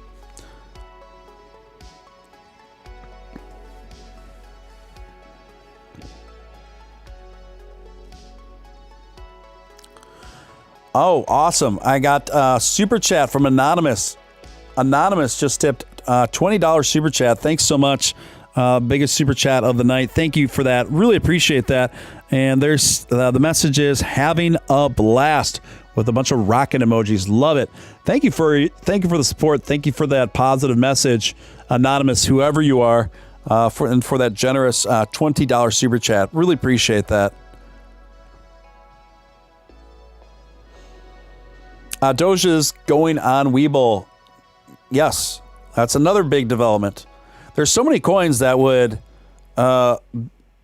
they would be so grateful to be as well positioned as Dogecoin is right now.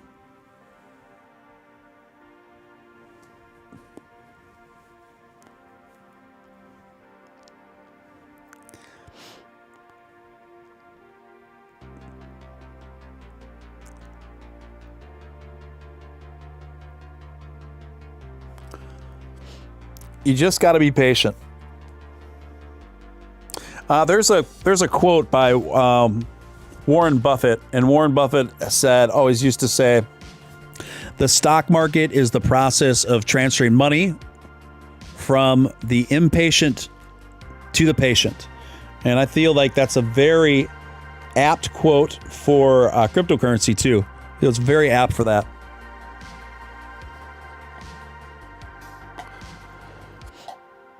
Very apt for that. So today, guys, I had a wild day on Twitter.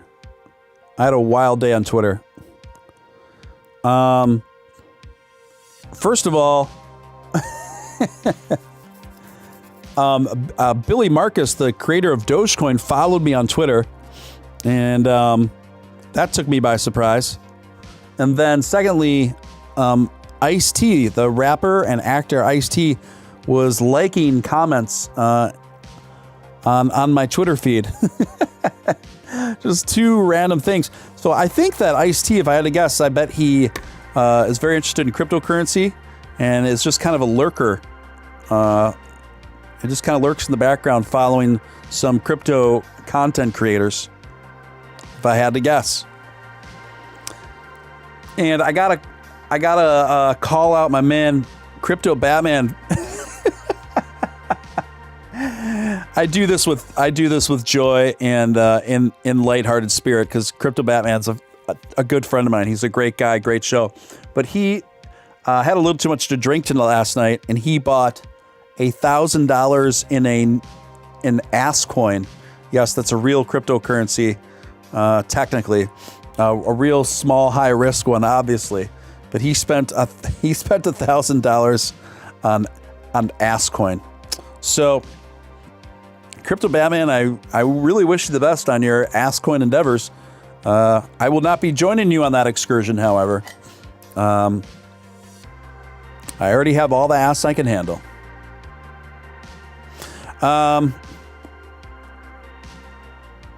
Elon Musk says autopilot not enabled in Tesla crash. So a few days ago, I'm sure you noticed with the news that there was a crash where someone died, unfortunately, in a Tesla car, and this was all over the news, right? And all over the news. And so basically the press was blaming the Tesla car, not the person that was driving it.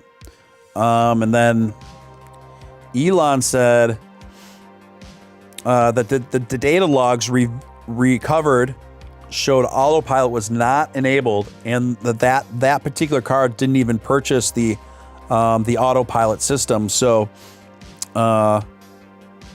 it's crazy that the whole, like, if this wasn't a Tesla car, this wouldn't have been news anywhere, right? If it wasn't a Tesla car, it wouldn't have even brought up, let alone national news, right? So it was a really disingenuous approach to the story from the corporate press, trying to smear Tesla, smear Elon Musk, but it's not going to work. It's not going to stick. So basically, the Tesla tech didn't have anything to do with the crash. It was the driver.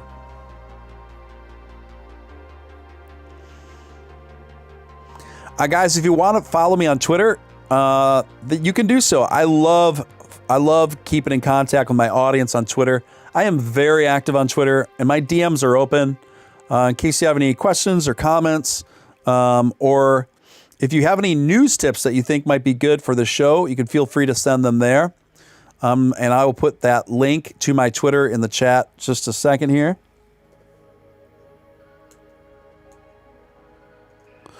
Yeah, a lot of people are still sticking out with BTT. I'm not sure where BTT's heading anymore. I like it. Tron, who is from the same company, the same CEO, seems to be doing better at the moment. Yeah, Safemoon took another dump.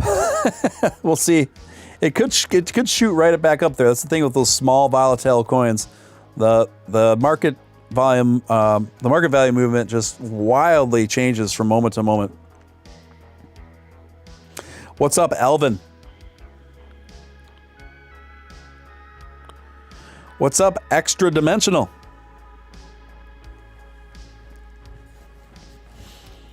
You guys, I can't wait till they make a Dogecoin movie. I wonder if they'll put me in it. I don't know if I'm big enough for them to put me in it, but maybe they will. Maybe they will. Who will play me? Maybe I'll play me. Maybe Brad Pitt will play me. Maybe Rick Moranis will play me. Or maybe I can just do the trailer for the movie. This summer, get ready to blast off like you've never have before. This special coin, they said wouldn't make it. They said wouldn't get past 10 cents. And some CEOs even called it cancer.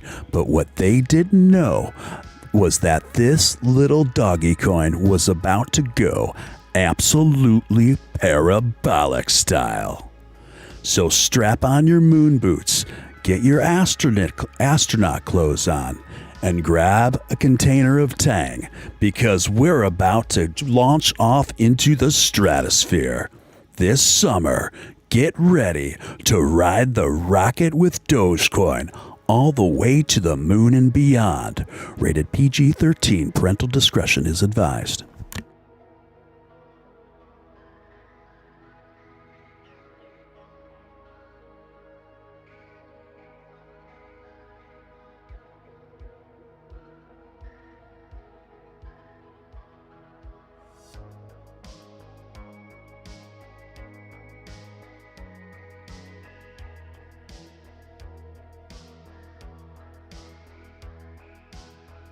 Hey guys, just a little movie trailer encouragement for you.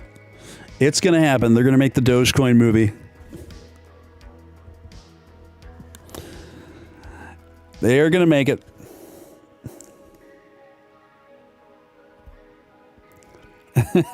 Thank you guys. Thank you. Appreciate that. Appreciate that.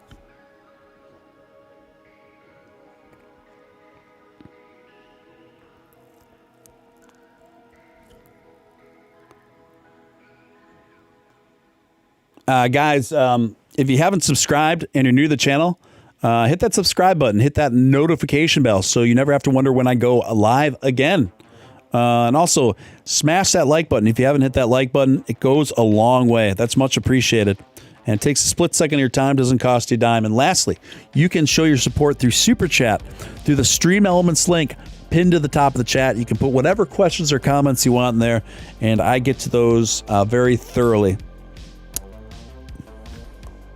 Well, the Crypto Cowboy will be cast in the Dogecoin movie for sure. They got to put Matt Wallace in there too. Of course, it will star the story of Billy Marcus and Palmer Jackson, or Jackson Palmer, sorry. I asked Billy Marcus, the creator of Dogecoin, to come on my show today, and he responded right away. He said, well, I'll pull it up here. I'll pull it up here on the screen, actually. Just give me a moment, guys.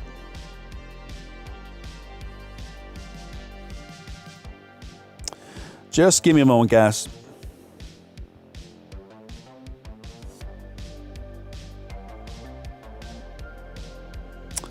We are moving, grooving well into the Doge After Dark hours, gang.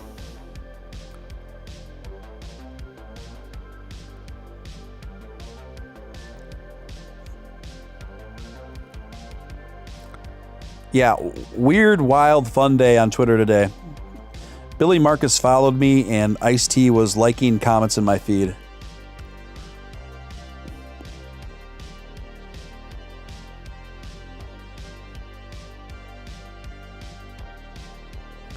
Folks, people who still contend that Doge is a useless joke coin, at this point, to me, they sound incredibly idiotic.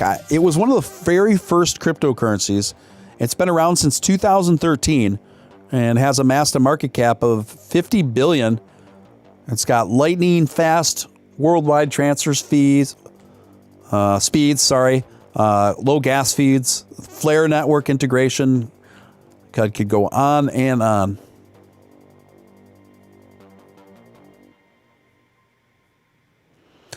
On and on and on.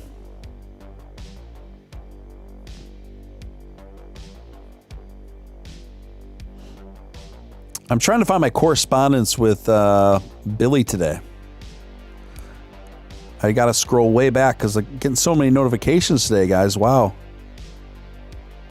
Here it is.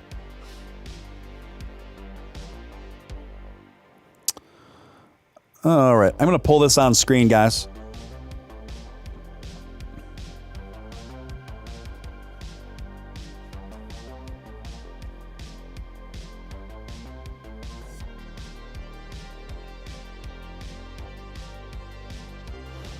So check this out.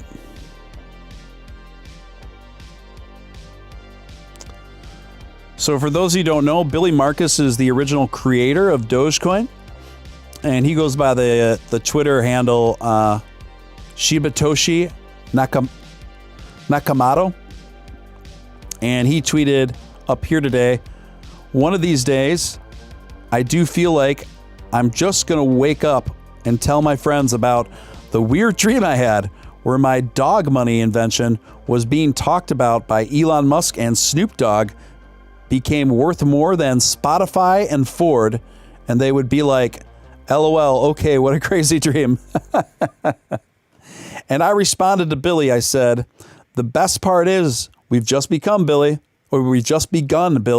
Would love to have you on my show sometime. It's laid back and fun. I think you'd really enjoy it. And I know my audience would be ecstatic. And Billy responded to that. I'm going to open that up for you guys.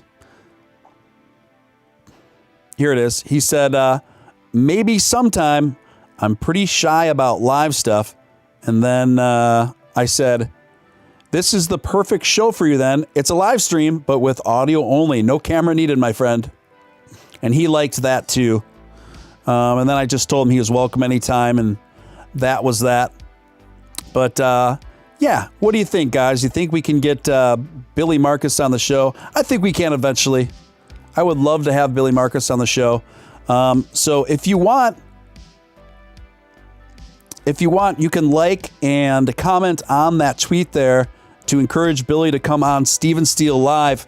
That would be great. If you'd like to see that, like and comment or comment on this tweet. I'm going to put the link to that tweet in the chat.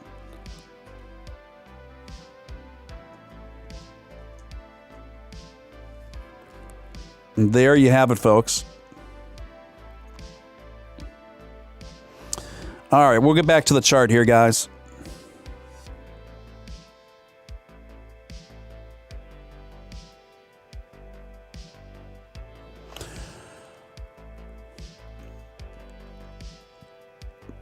Close to the Doge to the chart. Okay, here we are, 28 cents on Doge. So we have come up a little bit. I think we might see 30 cents by the end of the night. I think it's possible, absolutely.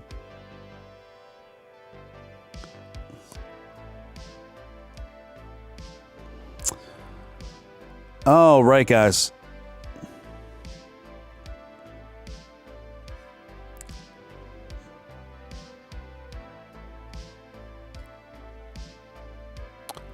Steven Steele trending tonight. I'm trending tonight? Nah. Let's see here. I'm going to look at YouTube's live stream ratings and see what pops up here. Awesome, you guys. We are the top. One of the top. Let me see here. Yeah, we are one of the top live crypto streams on YouTube right now, guys. There's a couple that are more. But we're right up at the top there. I think we're number 2 or 3 right now, guys. So that is awesome. That is fantastic, guys. Fantastic.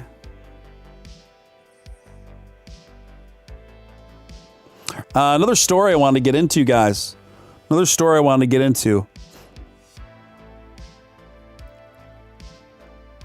Hold on.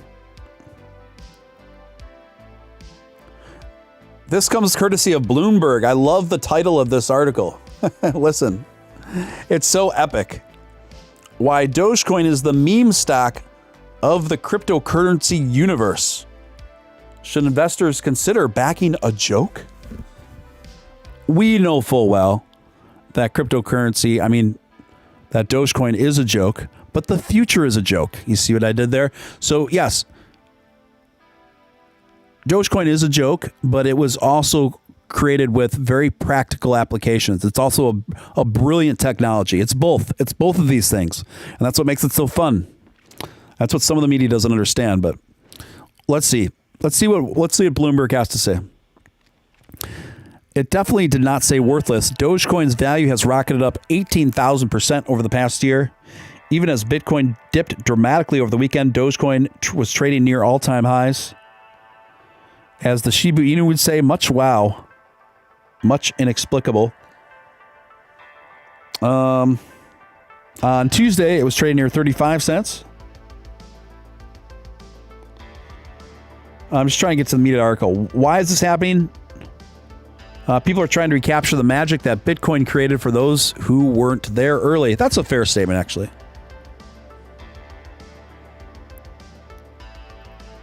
The key differentiator here is Bitcoin is going to be capped. There's going to be a limited number of coins.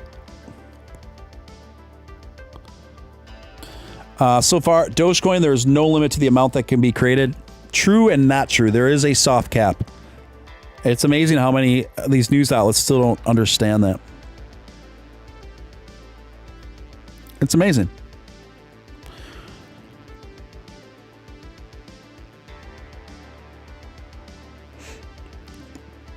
So let's see here. Who are they talking to in this article? Some have compared the Dogecoin surge with its memes and explosive growth to bursts of interest in the GameStop phenomenon earlier this year. But Brent Weiss, financial planner and co-founder of Facet Wealth in Baltimore, says Dogecoin falls into an entirely different, less serious investment category. Brent says when it comes to Dogecoin as a cryptocurrency, that is an absolute joke, he said.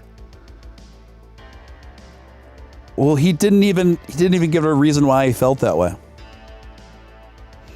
He said every Doge has its day, but today is not the day to make Doge a part of your portfolio.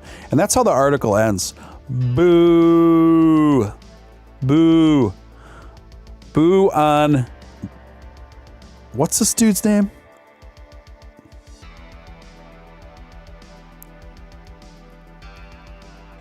What is this dude's name?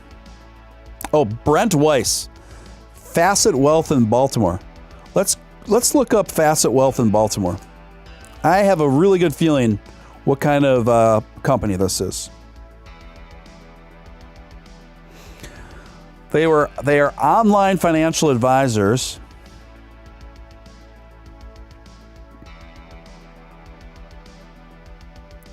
And they don't believe in dealing with any crypto.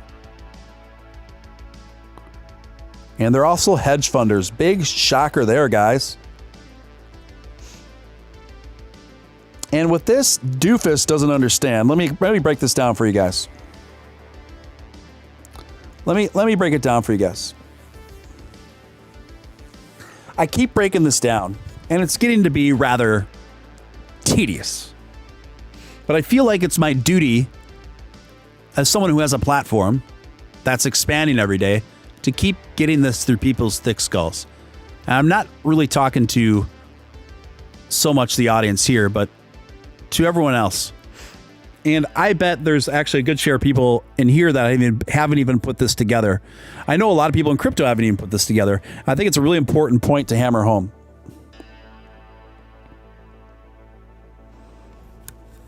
So hedge funders, Wall Street types, they all consider, not all, but some of the ones that are open to crypto, they're open to Bitcoin now. And they think Bitcoin's the coin. That's the one coin they say is legit. So, and that's the one coin that's often cited saying, well, yeah, Bitcoin's legit. Maybe Ethereum, but that's it. But that's it, these people say. Here's the big secret, folks. Here is the big, bad secret about all of this. And this is when it becomes a real game changer. So listen very carefully. If you got other distractions in the room, make sure they're not there anymore.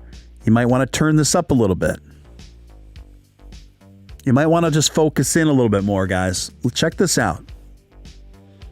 The big, dirty secret in cryptocurrency right now is that hardly anyone is going to be spending Bitcoin.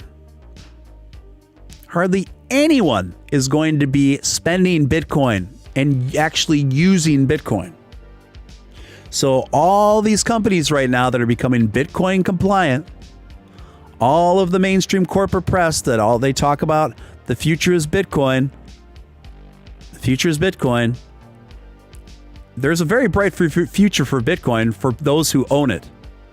It's only going to keep exponentially increasing in value severely over a long period of time. I believe eventually one Bitcoin will be worth $1 million. Eventually, it'll take a long time, but it'll get there. The thing is with Bitcoin, guys, it has a hard cap. It has a hard cap. A very hard cap. It's 21 million, you guys. It has a hard cap of 21 million. That's not that many. And out of that 21 million, it's estimated that a quarter of those have been lost, to never be returned, to never be found, to always be locked away, never be accessed. So actually, you're talking about even less than that. You're talking like probably 18 million. 18 million Bitcoins. So what happens? And plus Bitcoin has the benefit of being around longer than any crypto, pretty much. So it's been able to accumulate value as being the OG, which is great. I'm invested in Bitcoin, but people need to understand what Bitcoin is and what it's becoming. Bitcoin by default now is rapidly just becoming a very valuable novelty project, a very valuable novelty coin, collector's item, if you will. So everybody knows that Bitcoin, even by the end of the year, Bitcoin's estimated to be worth $100,000 per coin. So who in their right mind is going to buy Taco Bell, is going to pay for their Ubers when they're on vacation, take their girlfriend out for sushi, go on a bender with their friends to Vegas using Bitcoin? No one. No one. Knowing that you're holding on to this very super valuable collector's item that's only going to make you richer and richer and richer, why would you spend that? Why would you spend that? No one's going to be spending Bitcoin. Bitcoin is going to be an absolute failure in the retail space because of this. And I say all of this because now there's no better coin to be well positioned to fill that giant void that's about to happen than Dogecoin. Dogecoin will be the coin that Bitcoin was meant to be, you see?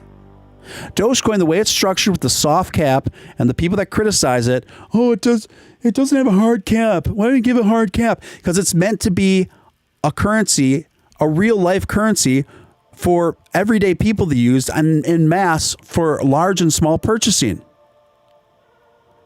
That's what it's supposed to do. So once all these businesses, they're going to figure it out eventually, inevitably, in the not so distant future. And when that realization happens, guys, then it's a Doge Day. It's Doge Day big time. Big time. And then everybody's going to be flooding for Doge integration, the whole 9 yards. The whole 9 yards. There's no other coin that's better positioned to fill this void and step up than Dogecoin. Whew. I got to take a breather after that. All that preaching.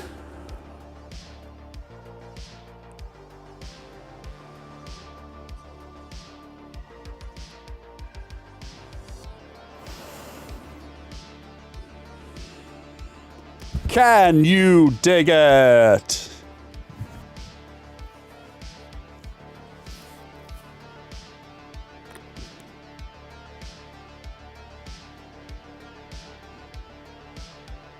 Sorry, I just need a breather, guys. I needed a breather. You're very welcome, Curtis. Yeah, and then the Flare network integration, I'm going to go over that on a separate show, but that's coming too. And that's going to be a huge upgrade to Dogecoin. So I will go over that on another night. Joel, I have. When Nick was on, we were talking about that for a while. Guys, you're listening to Real Deal Steven Steele on Doge After Dark. Why Dogecoin will win in the end. I think I just explained a really good narrative why it will win in the end. I don't think you could make a much more compelling case than the one I gave. I don't think Perry Mason could have given a much better narrative than what I gave. Guys, if you're new to this channel, welcome. So glad to have you. So glad you're here. Make sure to hit that subscribe button and hit that notification bell while you're at it. So you know exactly when I go live next time. You don't want to miss it. This channel, believe it or not, is just a little over 2 weeks old, but we have been growing exponentially each and every day. And it's just been a blast. And I'm just having a wonderful time pumping up the Doge, spreading the good vibes, hanging out, not talking even just about cryptocurrency, but lots of stuff. And I have a lot of great guests coming in down the line for you guys. I've been working on a lot of great guests, bringing them in. Welcome, Realtor. And guys, if you haven't hit that like button yet, just take a moment to do that. It's the number one thing you can do to help a new stream like mine get up into those YouTube algorithms. It takes a split second of your time, doesn't cost you a dime. And lastly, you can super chat. You can super chat through the stream elements link pinned at the top of the chat. And that's always very, very helpful and very appreciated. Jonathan Marino says, everything 100% Steven Steele. Thank you, my man. Thank you, my man.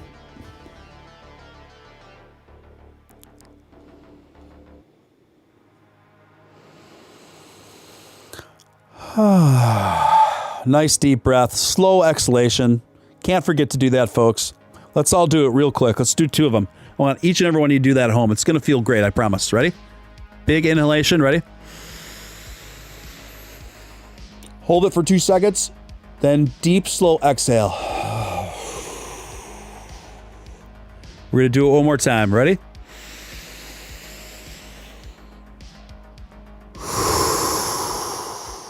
Feels good, folks. Feels good. Oxygenate the blood. Slow down the nerves. Feeling groovy. Watching the Doge. These are astronaut exercises that I'm teaching you guys. Why? Because you're all going into the official Steven Steele rocket to the moon. We're taking this Doge rocket all the way to the moon. And don't worry, the seating on the Steven Steele rocket is plenty. It's not going to be smush seating like you get on Pan Am or on a crowded flight to Vegas on Southwest Airlines. You're not going to be sandwiched between a couple named Kevin and Margie. We're just going to be talking at you on both sides with maybe some intense body odor and some crumbs that get spilled on you during snack time. That won't happen on the Steven Steele rocket. There's going to be plenty of space plenty of places to fit on the Steven Steele rocket. We can fit so many people in there comfortably, you wouldn't believe it, you guys. And it's super futuristic, very plush seating, and the food is going to be phenomenal, guys. The food is going to be, you get to choose from big, thick, grass-fed burgers or Thai food. You can pick from Thai food. It's going to be wild, guys. You're going to love it.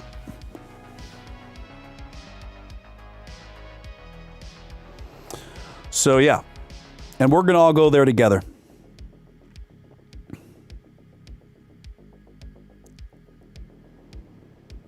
Interesting theory,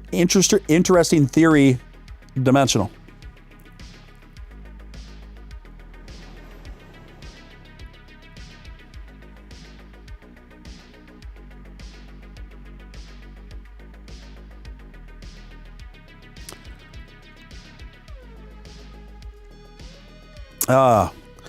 What is up, Will Rodriguez? What's up, Steven? Shout out from Brooklyn, New York. Channel is growing. Keep up the good work and keep spreading the word.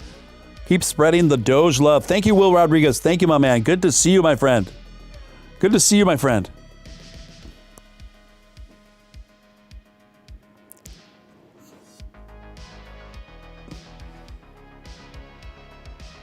Guys, if you want to follow me on Twitter, I love keeping in contact with my audience on Twitter.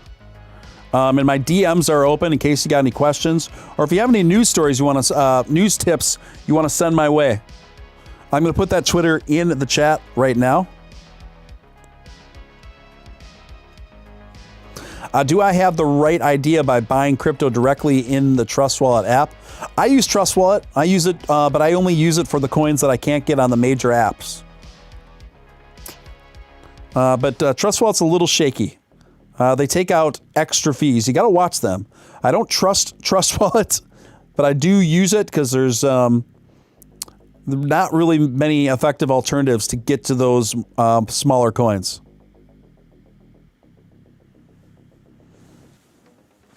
Steve, can you say Doge to the moon in trailer voice?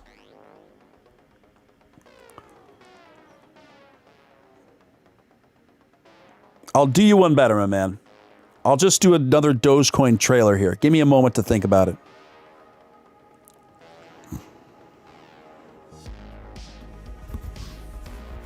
This summer, get ready to go on the most parabolic ride of your lives.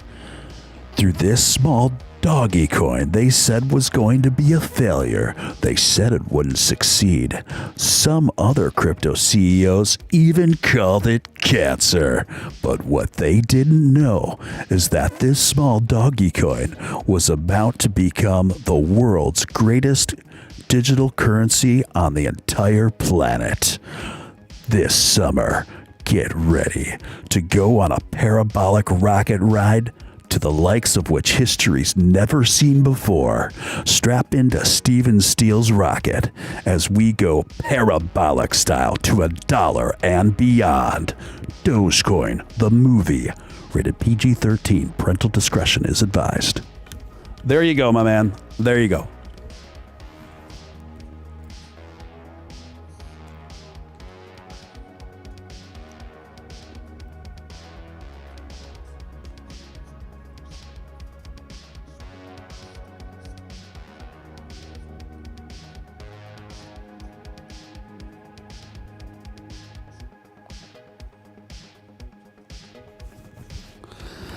All right, guys.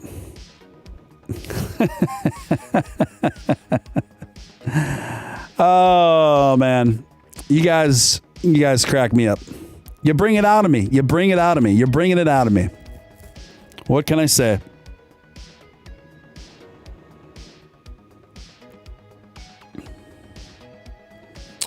Should I buy Doge now? Missed the point. What do you mean? What do you mean you missed the point? Don't ask me for advice if you're going to be rude. That should be rule number 1. Especially when you're asking for free advice outside of Superchat. The least you could do is just be polite.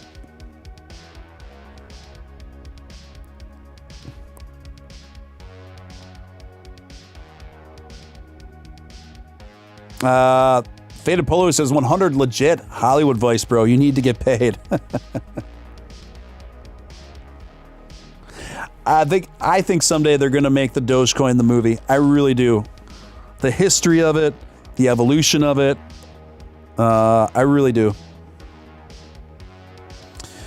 What do you think the Doge high will be tonight? Nothing crazy.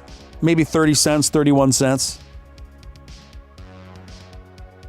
Roger that on the ticker.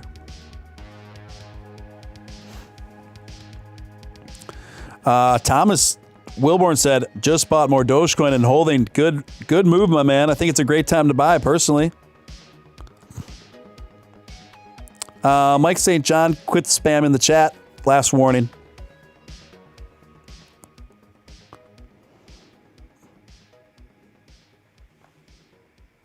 Guys, you listen to Real Deal Steven Steele. Keep it real on Doge After Dark. We are in the Doge After Dark hours, my friends. It's 1:45 in the morning where I am. If you're out on the West Coast, it is earlier, 11, you lucky dogs. It's still early enough for you to get some In-N-Out Burger out there on the West Coast. I love In-N-Out Burger. That's one of the main things I miss about California, especially that animal-style menu. Do me a favor. Give me an animal-style burger and fries if you're out in California before midnight. but don't forget to plug your phone in along the way so you can stay dialed in to your man Steven Steele live streaming all the way.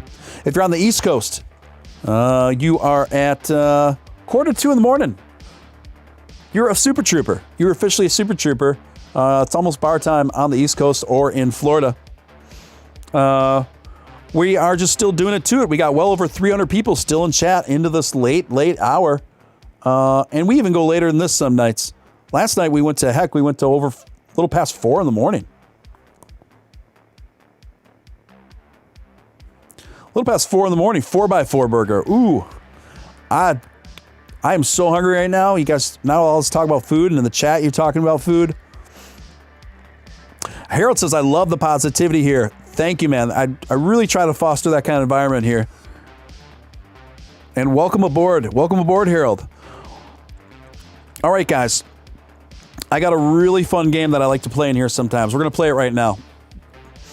And that game is, I want you to make a movie title. I want you to take a title of a movie, and then I want you to put the word Doge. I want you to substitute the word Doge in the title of that movie with one of the words in the title of that movie. So take one of the words in the movie title and substitute with the word Doge. And then what I'm going to do is I'm going to pick my three favorite. I'm going to take my three favorite ones. So go ahead, guys. You know what to do. Let's see the creativity moving. Let's see it do it to it. Brandon Craig, have you ever considered Radio Steve? I've been asked that many times, but maybe. I mean, I'm open to it. Doge Heart, I love that. First one in. Animal Style, the In-N-Out secret. I know, man, that secret menu at In-N-Out Burgers, no joke. So good. All Doges go to heaven. Pretty Doge. Doge Dog Saints. I am Doge. Doge Wars. Get rich or Doge trying. The never-ending Doge. Clockwork Doge. Coming to Doge America. Robo Doge. Scooby Doge. Force Doge, the Doginator. Doge Busters. Don't tell mom. Doge tell mom the babysitter's dead. That is a good one. I've never heard that one. Very clever, guys. Some really good ones in here tonight.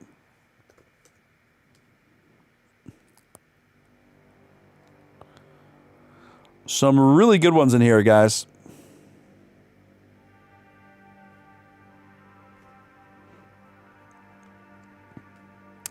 I'm watching this chat closely. I'm watching it like a hawk. Doge Mageddon, Godzilla versus Doge. Awesome. That'd be a. I'm afraid Godzilla would win up against the little Shiba Inu dog, guys. Come on. Edward Doge Hands.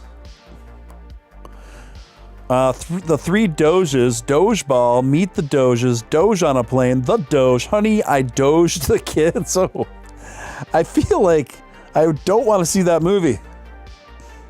I really don't want to see that movie. Mrs. Dogefire. Mrs. Dogefire. Doge Runner. Blade Runner is actually my favorite movie. Doge Fellas. Smokey and the Doge. Doge in Black. Indiana Jones and the Temple of Doge. Nice one.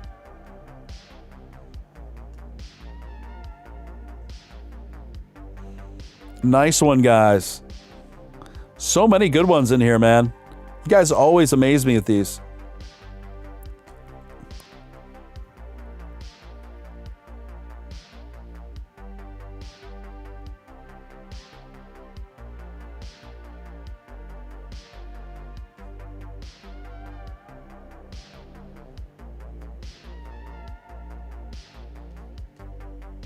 I'm reading them all, guys.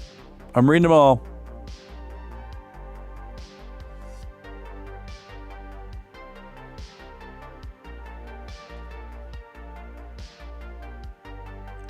Dogelander, there can be only one. Doge and the Machine, Doge and Chong.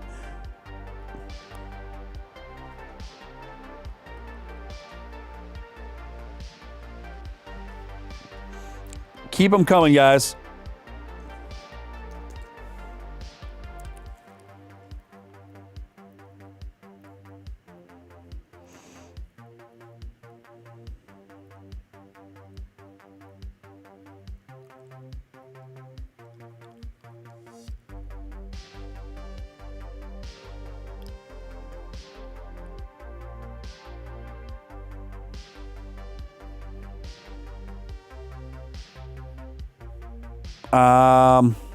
The Land Before Doge, buying the Doge.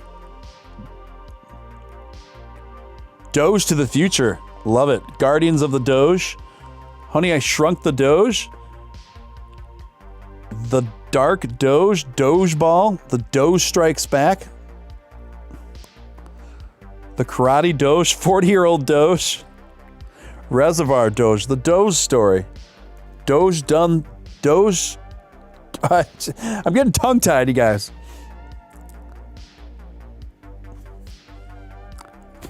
You guys, I'm on the Elon tweet. I'll get to you in just a minute, but thanks for the heads up, guys. I appreciate it. Finding Doge. All Doges go to the moon. Doge apocalypse now. Attack of the Killer Doge. Oh, is that Attack of the Killer Clowns? Is that a parody of that? That's a wild movie if you haven't seen that. Attack of the Killer Clowns. It's like a comedy horror movie from the 80s. 50 Shades of Doge.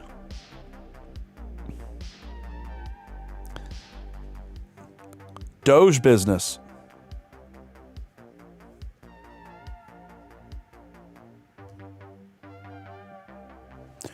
Doge Express.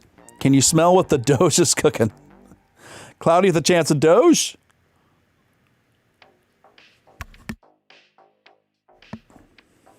Crazy Stupid Doge, 101 Dogemations. Doge Town, 3 Men in a Doge. You guys are really keeping them coming here. 8-legged Doge, Powerpuff Doge. The Karate Doge. Okay, we'll give this 30 more seconds, guys, to get your Doge entries in. 30 more seconds.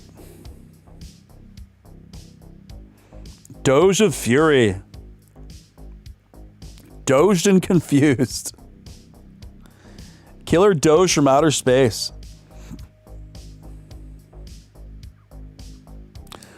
Dogelock Holmes.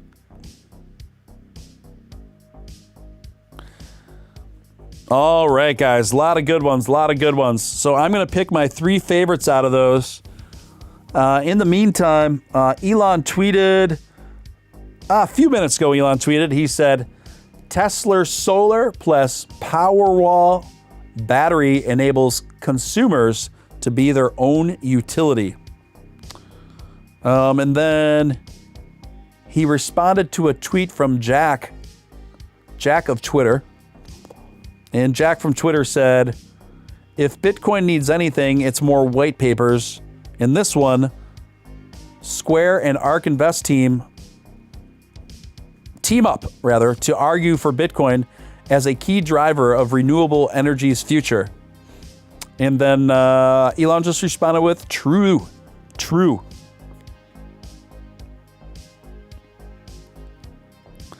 So Elon is on Twitter now, you guys. So who knows if he'll tweet something else tonight. He very well could. Of course, it'd be great if he tweeted something out kind of Doge-centric, right? But we just don't know.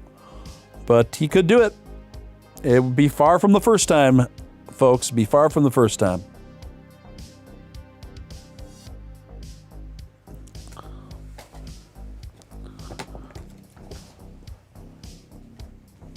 So I'm going to pick my 3 favorite entries from that contest. And what I'm going to do, I'm just looking them over right now, guys. And I'm going to try to give a movie trailer voice for each one of the entries the winners that I picked.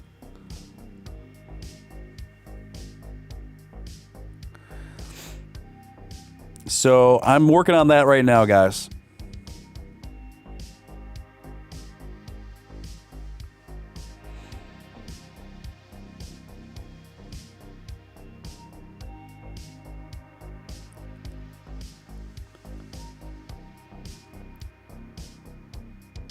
All right, so the first winner is I never heard this one before, and I just thought it was just made me laugh. I smiled like right away. Was Doge tell mom the babysitter's dead? I thought that was really creative. So I'm gonna attempt to do a spontaneous trailer for Doge tell mom the babysitter's dead. Let's see here. The year was 1991. In this American coming-of-age black comedy film directed by Stephen Hurrick, starring the beautiful Christina Applegate and David Duchovny, this plot focuses on 17-year-old Sue Ellen Crandall, who assumes the role as head of the house for her siblings when the elderly babysitter hired suddenly dies in her sleep. But the big secret that they didn't know is that this babysitter was actually a Doge. Don't miss it this summer. Doge tell mom the babysitter's dead. Rated PG-13. I did my best, guys. These are very spontaneous.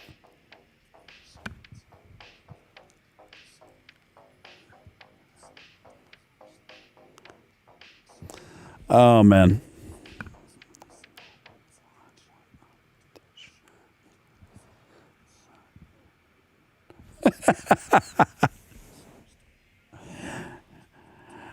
We have a good time, don't we? We have a good time. So I'm trying to figure... Okay, now I'm going to try to find the second one, guys.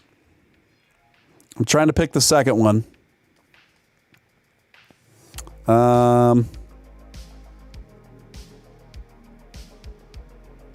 I think I got it.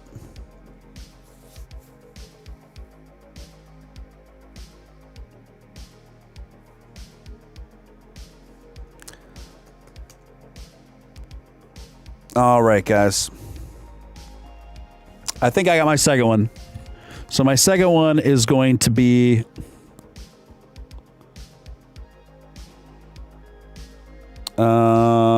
I think it's going to be Indiana Jones and the Temple of Doge. Indiana Jones and the Temple of Doge. That was another one I hadn't heard before that I thought was pretty creative, and I may have picked that one too because I just love the Indiana Jones movies a lot. So here we go. I'm going to try to just freestyle a trailer here. The year was 1935 when Indiana Doge survived a murder attempt by Lo Chi, who was a crime boss in Shanghai, who hired him to retrieve the remains of Emperor Nurchi. With his young Chinese sidekick Short Round and the nightclub singer Willie Scott in tow, Indiana Doge flees Shanghai in a cargo aircraft. While the three of them are asleep, the pilots dump the fuel and parachute out, leaving the plane to crash over the Himalayas. The three narrowly manage to escape by jumping out of the plane in an inflatable raft. Don't miss this big, wild, wacky, but intense adventure of Indiana Doge and the Temple of Doge. I double doged it. It's supposed to be Indiana Jones and the Temple of Doge.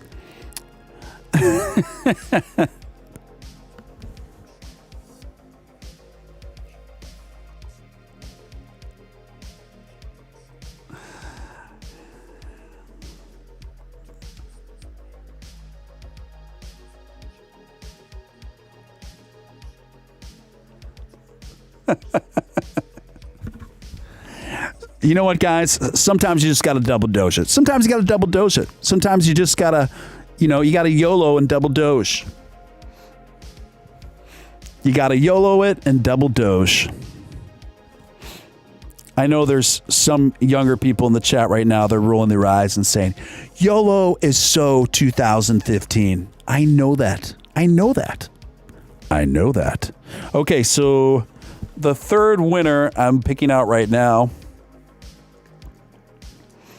is more of an obvious one, but I still think it's funny. And I've seen this one before. But it just fits well. Just like the vernacular, the way it rolls off the tongue, it just fits well. And I thought it'd make a funny movie trailer.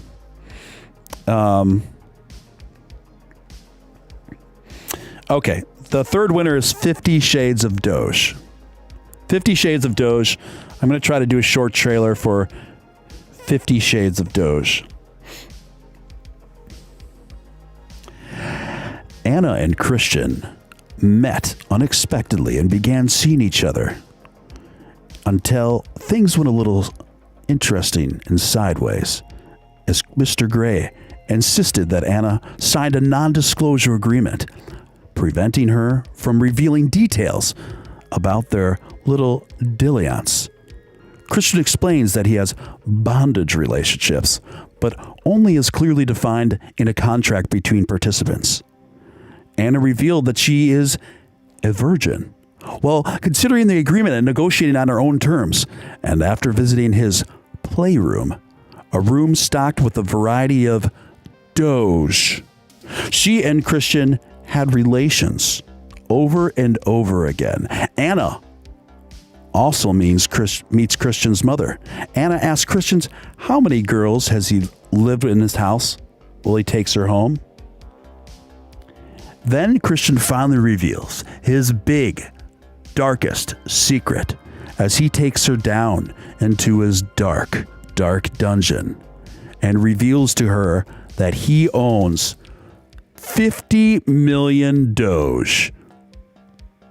Don't miss it. This summer's hottest movie, 50 Shades of Doge, rated R. All right, that's it.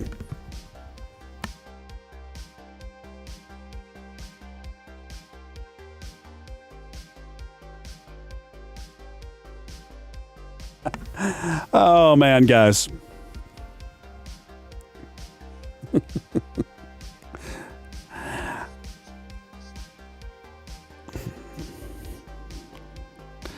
There we have it, guys. The 3 winners for tonight's contest. I hope you enjoyed those movie trailers. I did the best as I could under the circumstances. Pimpola says, oh boy, just tuned in. Seems like I stumbled upon the dark side of Doge. You certainly did, my friend. You certainly did.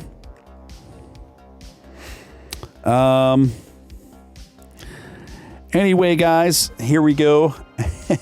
Harry Doge. I can't even read some of these titles you guys are coming out with now. Got to keep it PG on this end of the mic. Actually, it's PG-13. I've rated this show PG-13.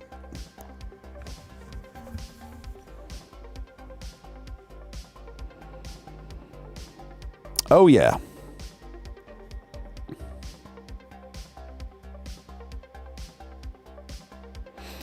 Oh, that was a fun one, guys. That was a fun one.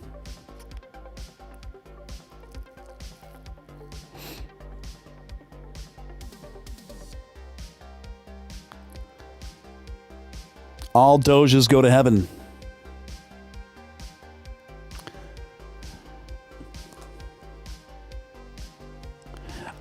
Yeah. Listen, guys, this has been an absolute blast, but I think I'm going to be signing off for the night. I've been going for I've been going since 9:30, so 10:30, 11:30, 12:30, 1:30. Almost 4 hours. Almost 4 hours. You guys have been fantastic. Fantastic. Thanks for hanging out. This was a great night. It's so cool that we're just expanding each and every day. If you haven't hit subscribe, now's the time to hit that subscribe button and hit that notification bell so you won't miss another Steven Steele Live. You know you don't want to miss this show again.